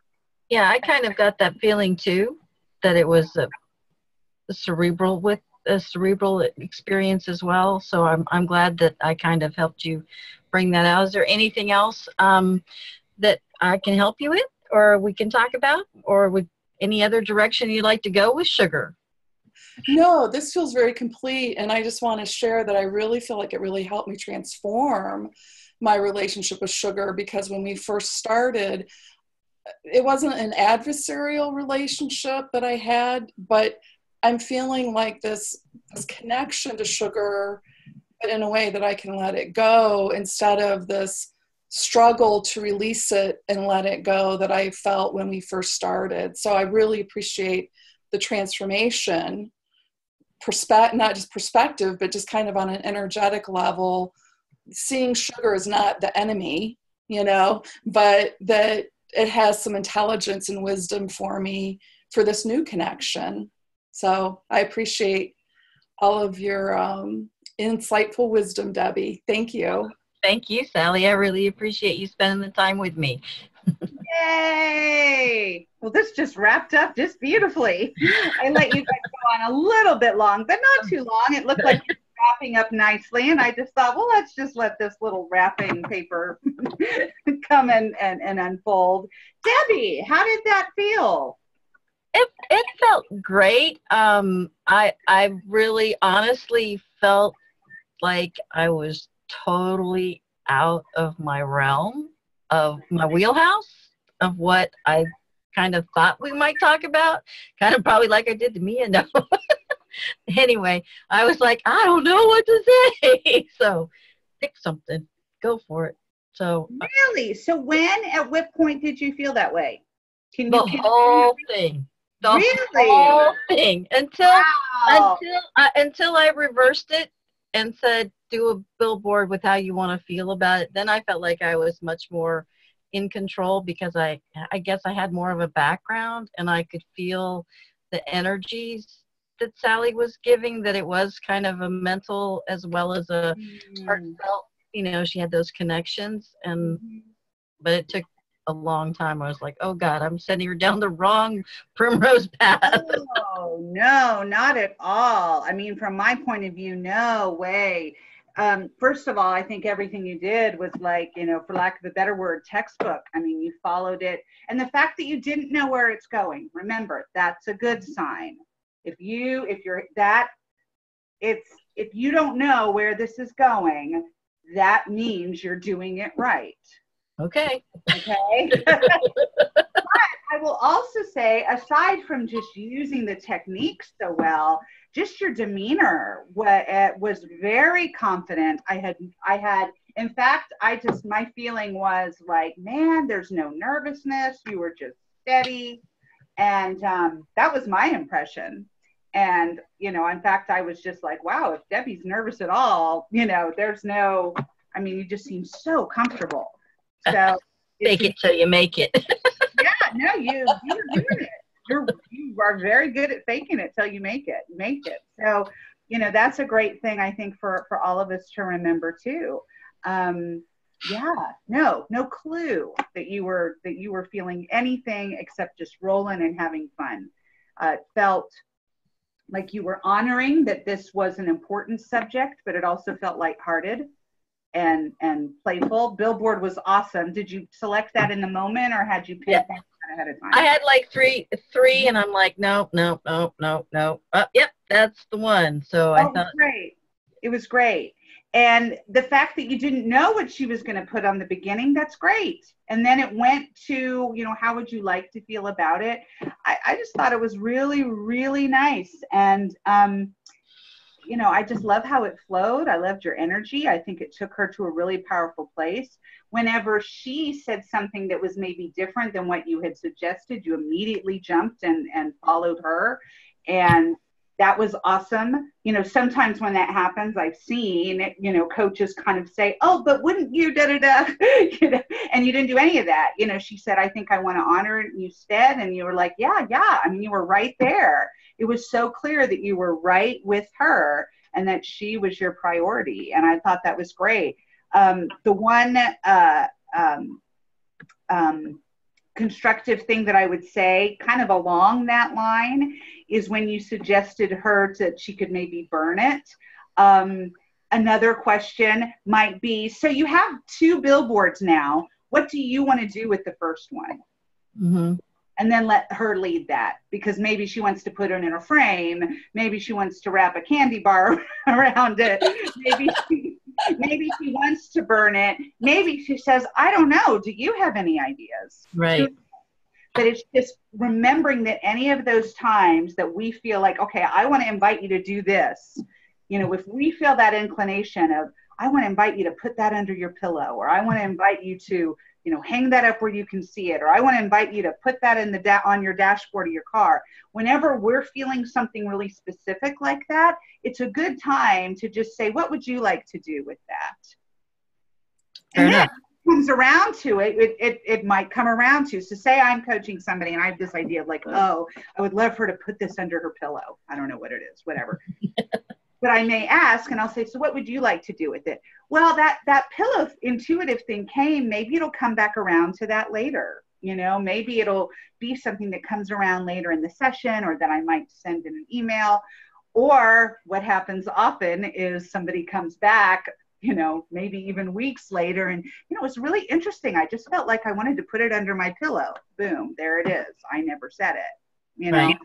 So that was the one point that, you know, that's just a good thing to point out, that when we're getting those specific ideas, ask the client first. Right. And that's our one little place where we sort of find our balance with our abundance. Because abundance is a very specific kind of, and differs in a lot of coaching models, because it is that point of tangible doing. We have actual things for them to do, which is so cool, right? They're right there, and we can just grab them. And I think it's also great, before jumping to assign an art assignment, to you know, ask you, what would you like to do with it? So it's like a balance between the two. I was wondering, honestly, at the beginning, you know, she brought up her inquiry, what was on her mind, and you asked a follow-up question. You know, you said, well, can you tell me, how do you feel when you eat sugar? You stayed there a little bit, and I was a little concerned, are we going to kind of stay here talking? And I was almost about to jump right into an art assignment, but then you did. So, so that worked out well. But I just needed some more direction from her. I felt like I didn't know enough about the topic, so I needed to quiz in a gentle way and find out more information. And I will also say, and that worked great, and you didn't stay there too long. Brilliant. And I will also remind you, all of us, that we don't have to know anything more about the topic. She says, I'm curious about, you know, the sugar. Okay, let's jump and write sugar. Write sugar in the middle of the page. You don't even know at that point, if she said, well, I'm kind of curious about sugar. If she did say, I think, sugar addiction at the beginning, right? Right. But if she didn't, right? Say she said, what's on my mind? Sugar. Well, boy, you don't know if that's blood sugar. You know, you don't know if that is that somebody told her that she needs to eat more sugar for some reason, or you don't know what it is, and that's okay. You can say, let's play with sugar. But it was the addiction, it was the sugar addiction. Yes. You know, so that's why I wanted a little bit more, because I didn't want to just minimize it to just sugar. But I felt like, unless I knew just a little more information. And I am totally in agreement in saying that that's fine, and it works great. And if you feel, any of us feel like we need to have a little more to ask, and I'm also just saying, also another approach to play with sometime is to just say sugar addiction or sugar, or, you know, without getting additional information. Both ways work. One isn't better. One isn't more like, you know, like fancy or anything. They both work. It's just a good reminder that we all remember we don't have to get more information. But if we want to, that works too. Does that make sense? Sort of both sides there. Debbie and Sally, either of you have anything that you want to add, share? Thank you. Thank you, Sally. Very insightful. Oh, good. I'm glad it helped. I hope it helps even more for the holidays. Yes. New connections. Debbie, I thought you rocked it, and you're saying that you were feeling out of your realm. Boy, it did not come across. You've got this. You've got these tools. You've got a great sense of being approachable and easy to talk to, and seem very much in command of the session, while also being very quick to pivot when you needed to. So I thought it was great. Thank you. Anybody else have a question or comment about this session? Yeah, Jerome. I thought that there was just a really super cool flow to the session, and I'm unfamiliar with the whole Billboard art assignment, and I loved it. I thought it was super cool. I mean, I think for me, I was just like, oh, big ideas, right? When you think Billboard, you're thinking like flash, you know. So I found that whole exercise to be super cool. But Debbie, you just have this super natural ability. It was just so just a really cool flow, and yeah, I was just totally love the session, and also have the sugar addiction thing going on too, big time. So I'm just like, okay, I'm getting coaching around this time without having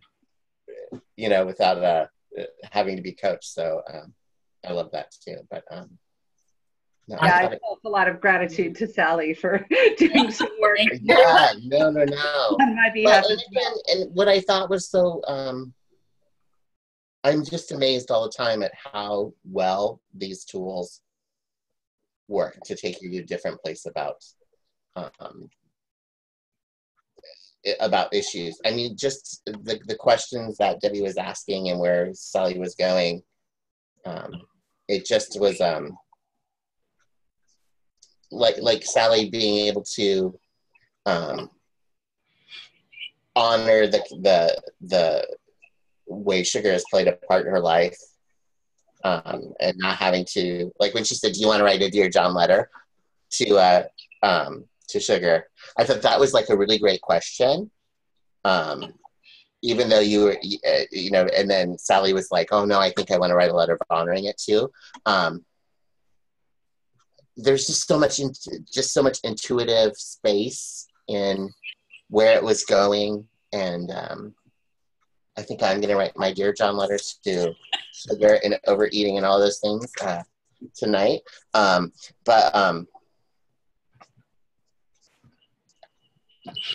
Just the way it all unfolded so naturally, it just always amazes me that these tools can have that impact, that creativity has that impact, that it really puts us in touch with that intuitive space where we know the answer. Mm-hmm. Debbie didn't give Sally any answers. Sally came up with all of them on her own because Debbie has the right questions, and it's always just so magical to watch that sort of and one of the things that the question I had as I was listening to it was, yes, but Sally's an art abundance person, so she knows how to be coached, right? I had that question too, Jerome. Yeah, like, it's working so well because Sally's, mm-hmm. but then I was like, as I was listening, I was like, okay, so pay attention to what Debbie's asking, not where, and you were shepherding the process. And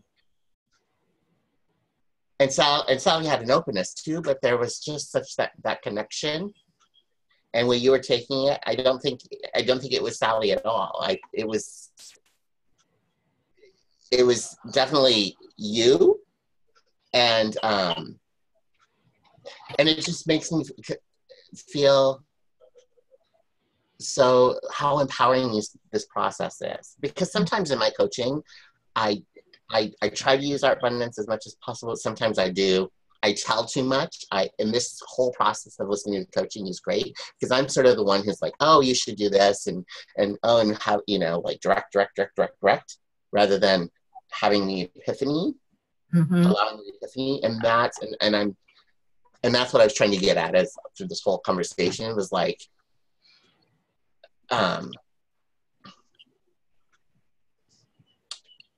and when you said you hadn't found your groove, I was just like, no, that's so not it. Because it just, again, it just reaffirms how much these tools can work, almost by accident, but very much on purpose. Yeah. At the same time. Like, it's, the only word it's magical in some way.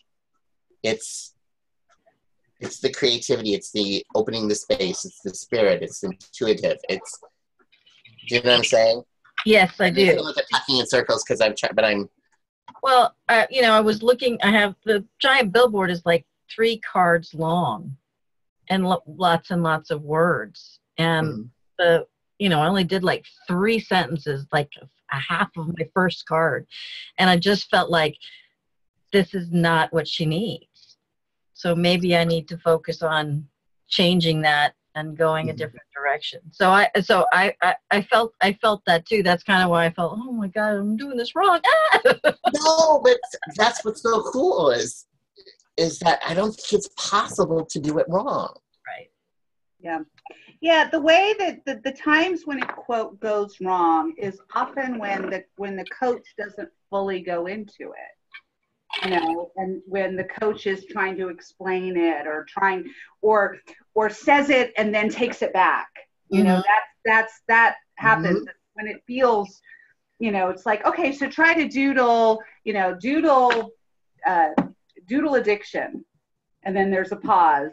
And then the coach says, no, well, tell me more about addiction. You know, like those are the times when it doesn't work, is when like the art assignment is like given halfway and then it's retreated. Well, and that's kind of what I felt like I was doing, because I didn't feel, because I did change it around and do something different. It went totally from my gut instead of following anything. And then I thought, well, am I doing this kind of, should I have explored that? But I really felt like that was kind of, I mean, there's so many possibilities. There's so many possibilities. And I think, Jerome, your inquiry about people, you know, who know how to do art abundance. And in some ways, I mean, in some ways it's easier to coach people who are not even, who don't think of themselves as creatively inclined, because you know, there's no, you know, they're not trying to do something. They're not trying to write a story that feels creative. They're not trying to have a breakthrough, you know. Right. I mean, in some ways, these tools work with anybody. And there's a kind of a grace in using them with people who are not in that kind of milieu, you know, or in that context. And I love that you could see that sort of like, you know, taking out, yes, Sally's like wonder client, and, you know, because she knows what to do, but, you know, but seeing that, you know, the process can work with anybody. And I think the hardest thing for me is always getting, because I was a teacher and all, you know, all my things, right, is getting out of the way, which is what I missed in my presentation, was sort of getting out of the way. Yep. And then this was such all of these, listening to the coaching experiences, big lesson for me: get out of the damn way, Jerome. You know, just get out of the way. Yeah. And I think you did it really, really well. Yeah. Well, both of our examples here did that very well. And in the end, getting out of the way, I mean, it makes it a lot more enjoyable, because then you just get to, you know, it's like back to that picture of, you know, you and the playmate just playing. I mean, it really does make it, it's hard to get out of the way, but once we do that, it's a lot easier and more enjoyable. And it's almost like it's just kind of a habit that we just, you know, gently, little by little, being very gentle to ourselves, and just learn to let go of. I love that we've been able to see that and talk about that. Sally, you had your hand waving. I just wanted to say that, you know, what I really loved about it was Debbie's curiosity. So like Debbie was curious, so she was curious with me. So there was like this shared curiosity, and I felt like you were following your intuition. And because I felt you following your intuition, I was following your intuition with you. So even when you said something and then you're like, oh, no, whatever, like intuition isn't this linear, you know, we go point A, you know, to B to C to D. Like I really felt like because I could feel you following your intuition, and I was following behind you. Like your intuition was in front, you know, you were following, and then I was like behind you following. And so like, that's why to me it was so powerful, because you weren't trying to fix. I mean, when people use the word addiction, I think that's a real trigger of, oh, this needs to be fixed. This needs to be resolved. And you stayed in this very curious place. So we were like curious together. I felt like we were in it together. You know, we were like on an exploration and adventure together.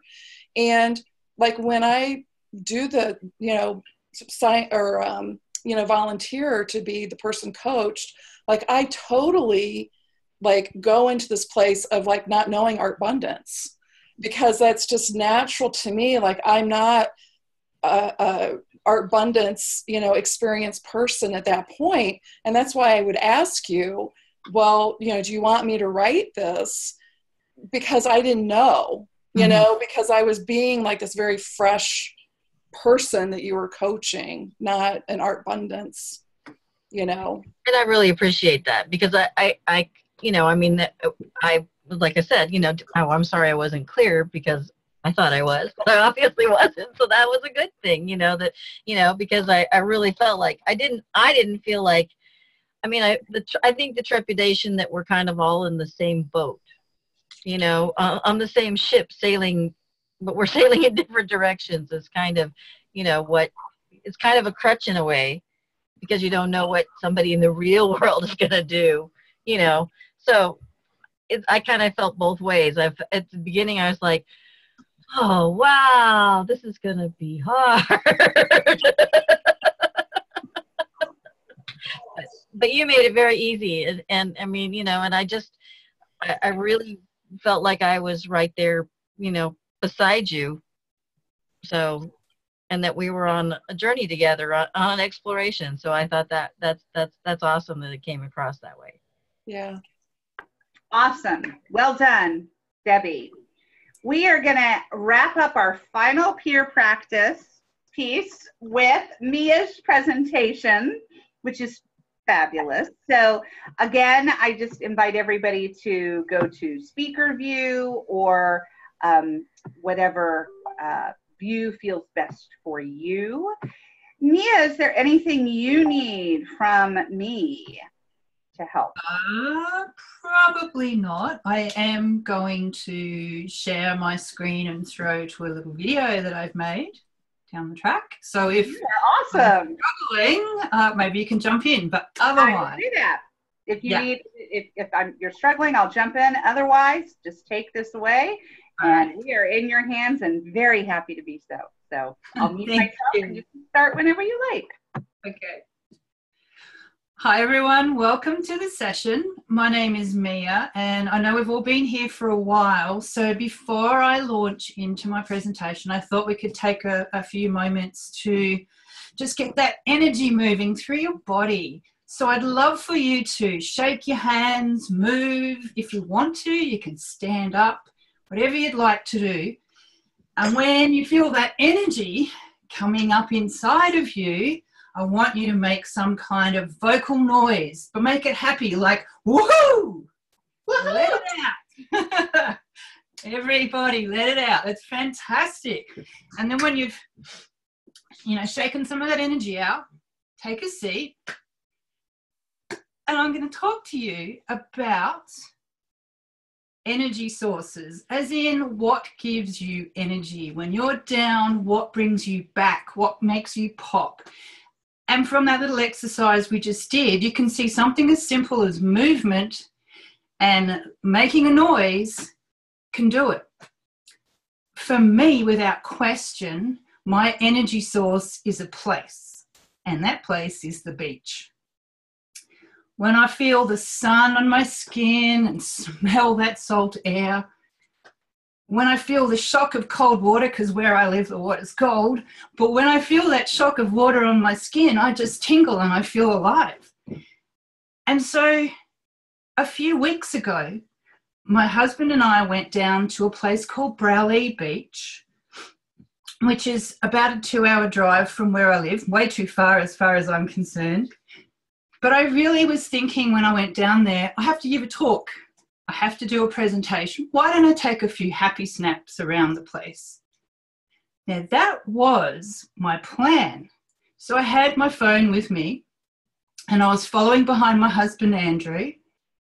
But then all my plans went to hell when something pretty magical happened. And I thought, you know, instead of describing to you what we saw, I'm going to share a little video that I put together. So here it is.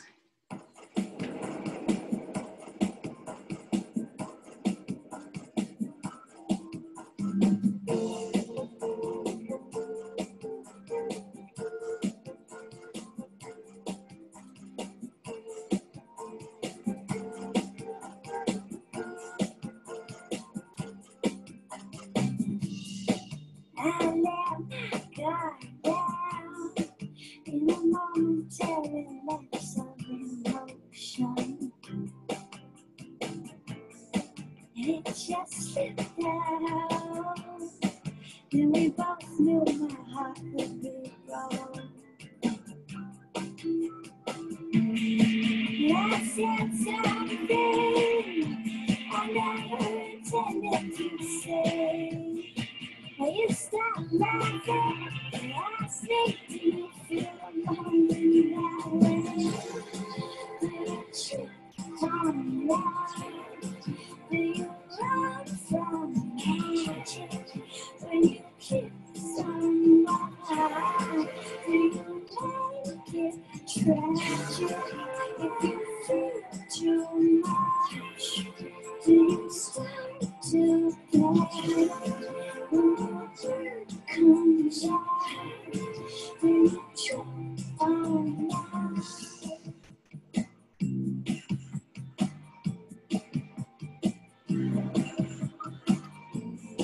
I just stood there and expected.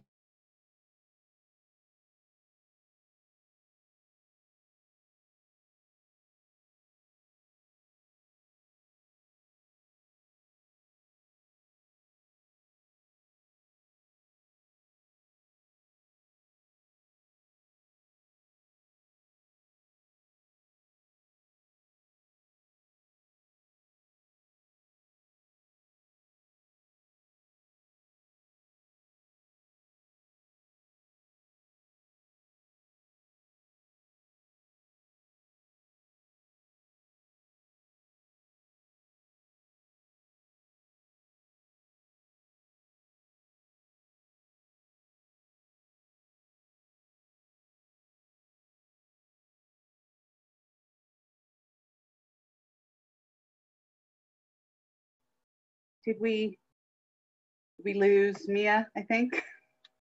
I thought it was mine that was frozen on my end. Did she freeze for you guys? Okay. Well, it wasn't until she was off that I realized it was not me. All right, well, we'll give it a moment. I was dancing. How about you?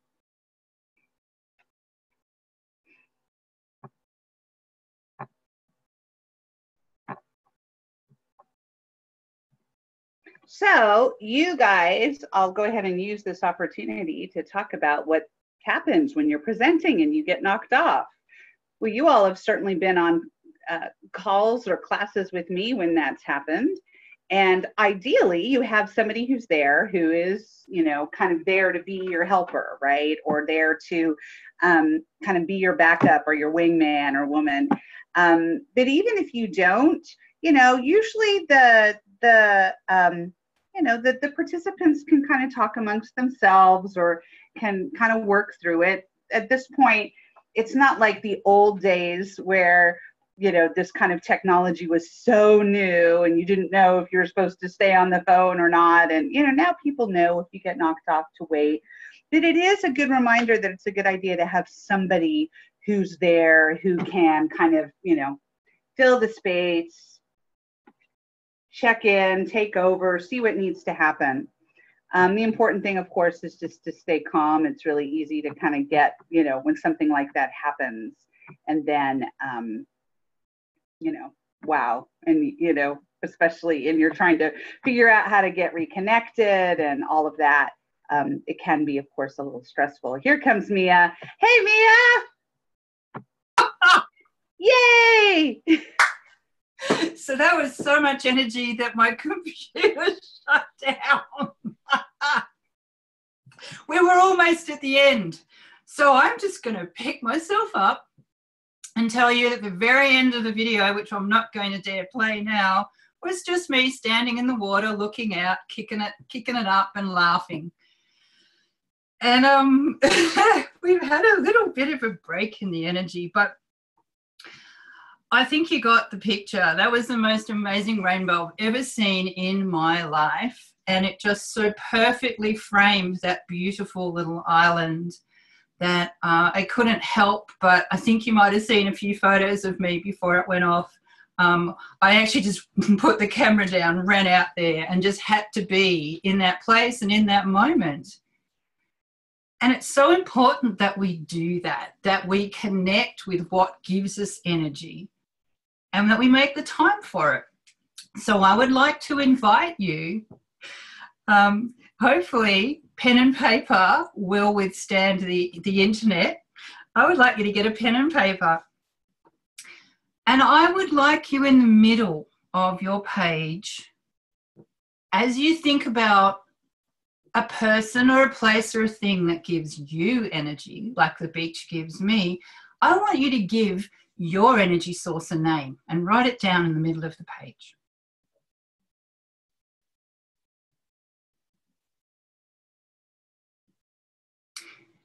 And now that you've done that, I would like to invite you to do some doodling around that word or that phrase that you've written down. So we're going to look at your energy source through what I'm going to call a sense lens, because sometimes if we connect with all of our senses, when we're thinking about the thing that matters to us, it becomes so much more real. So doodle for me your energy source and what it looks like.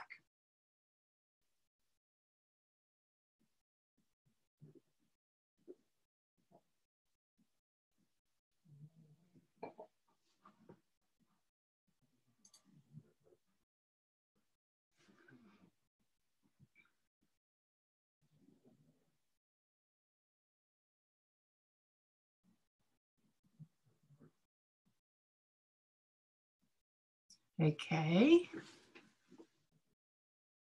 So starting to wrap that up. If you're ready to move on, let's do a doodle of what your energy source feels like.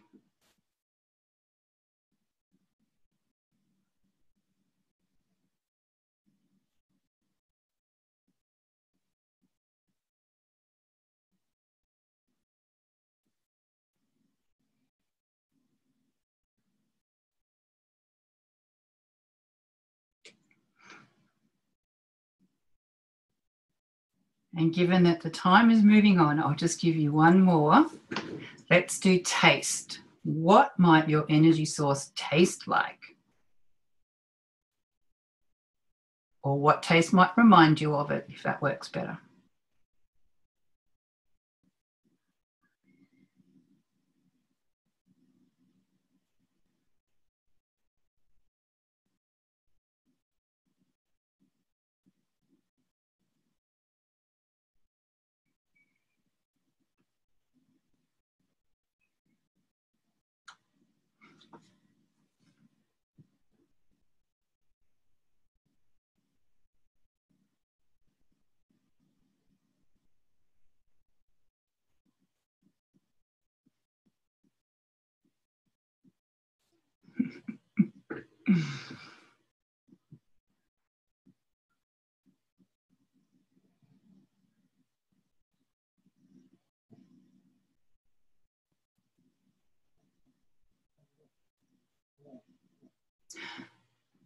Finally, what I'm going to get you to do is think about if you could connect to your energy source in a way that wasn't sensory, what might that be? And do a doodle about that for me.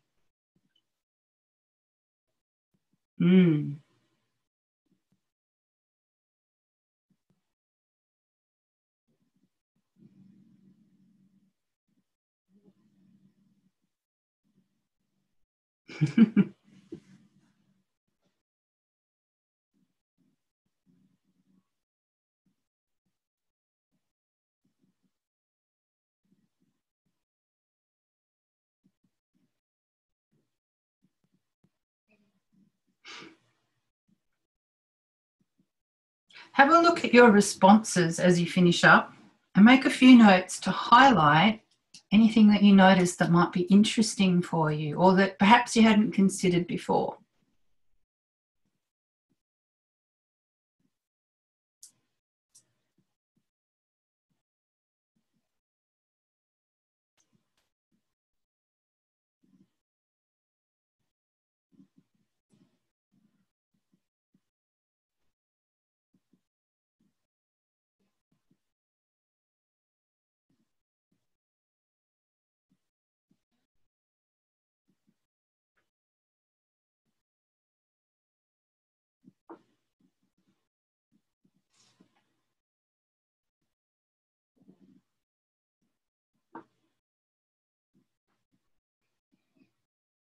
Would anyone like to share what they've come up with?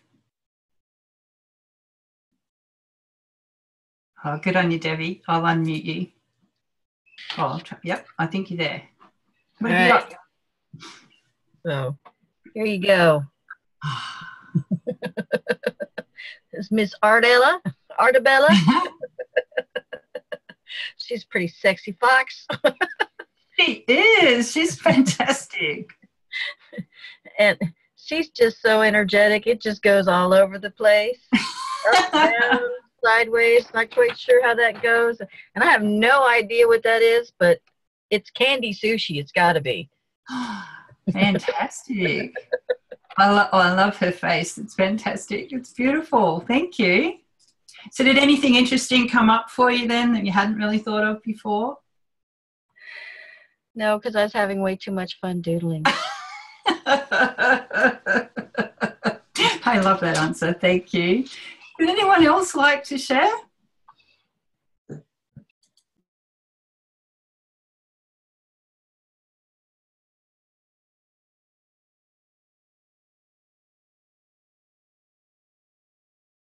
Do I need to do that? Oh, why can't we get him? Okay.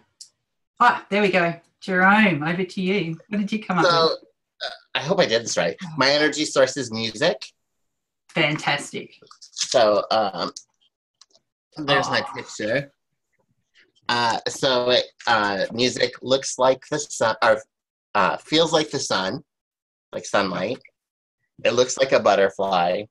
It tastes like ice cream. And then I was perplexed by if it weren't sensory. So anyway, I just thought, okay, I'm just going to tap into my intuition. So if I had a non-sensory experience, it would be like floating, which is still sort of sensory, but sort of just like being weightless, floating out of my body, that experience. So. Wow, Jerome, there's no right or wrong answer here, but that was lovely. That really was. It was fantastic. It's interesting to know what people come up with, so I love it. And it's all about finding different ways to tap into what we get.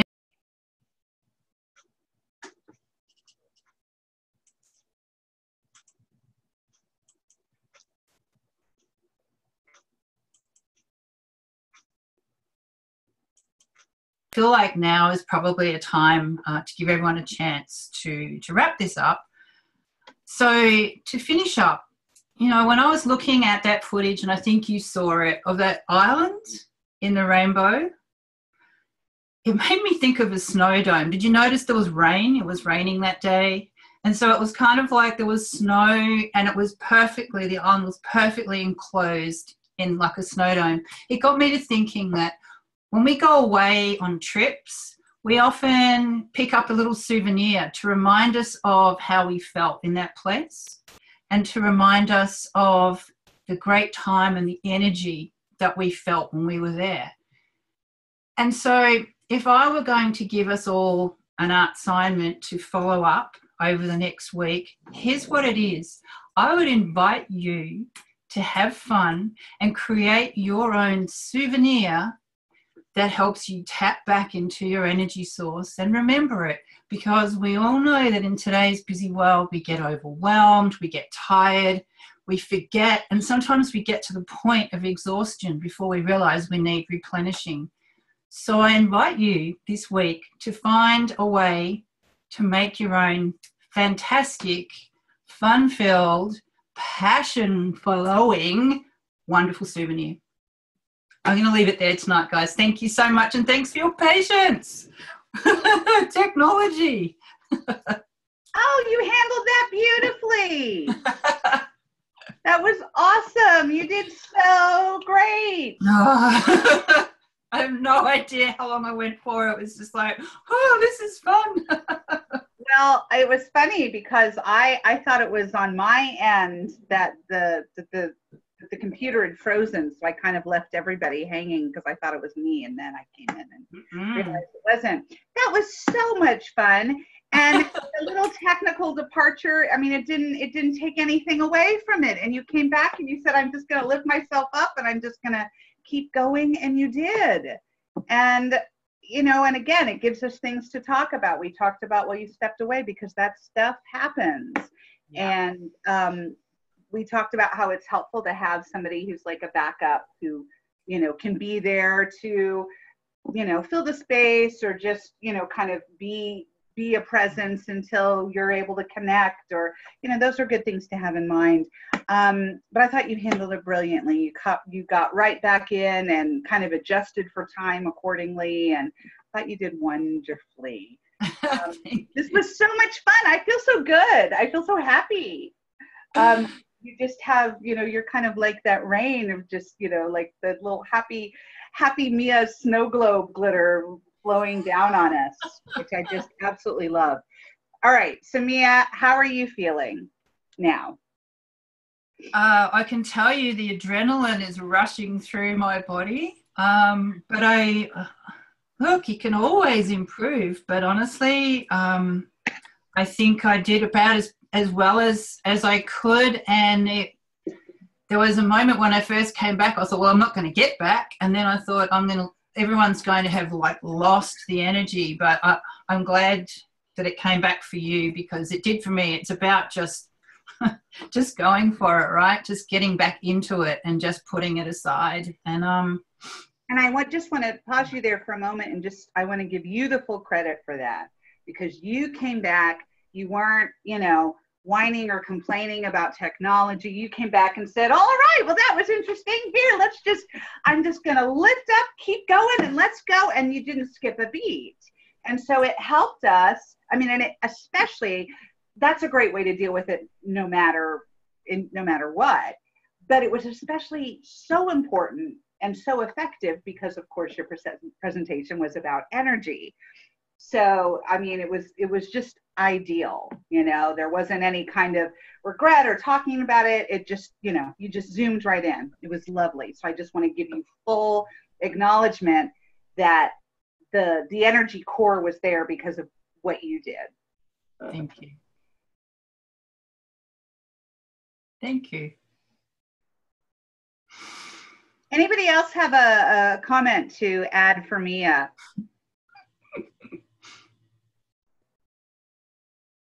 Sally?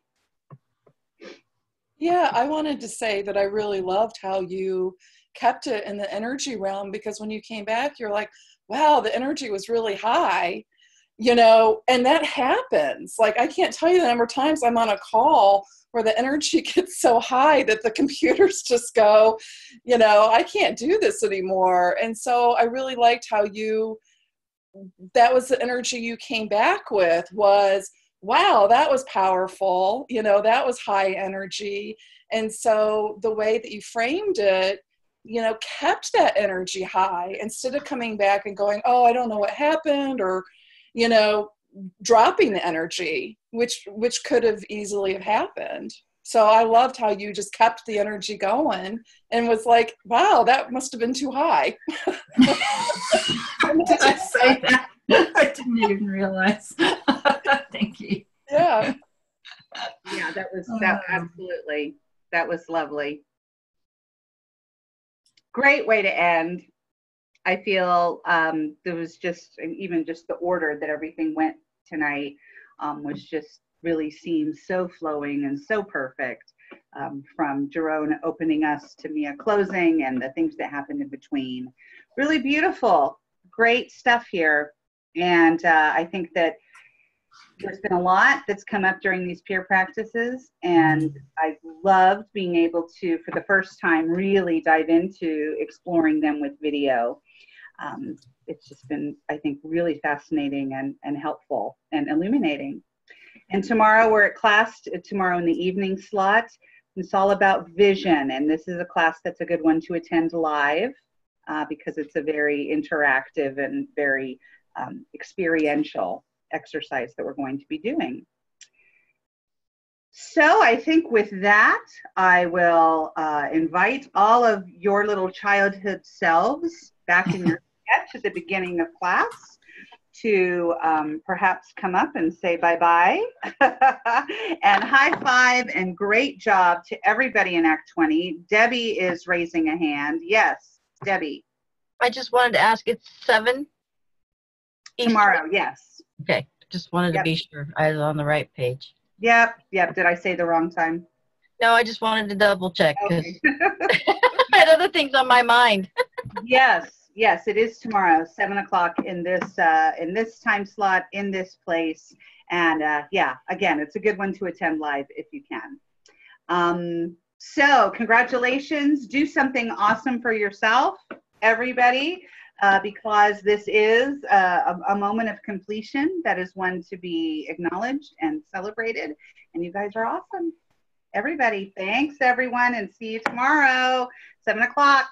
Bye.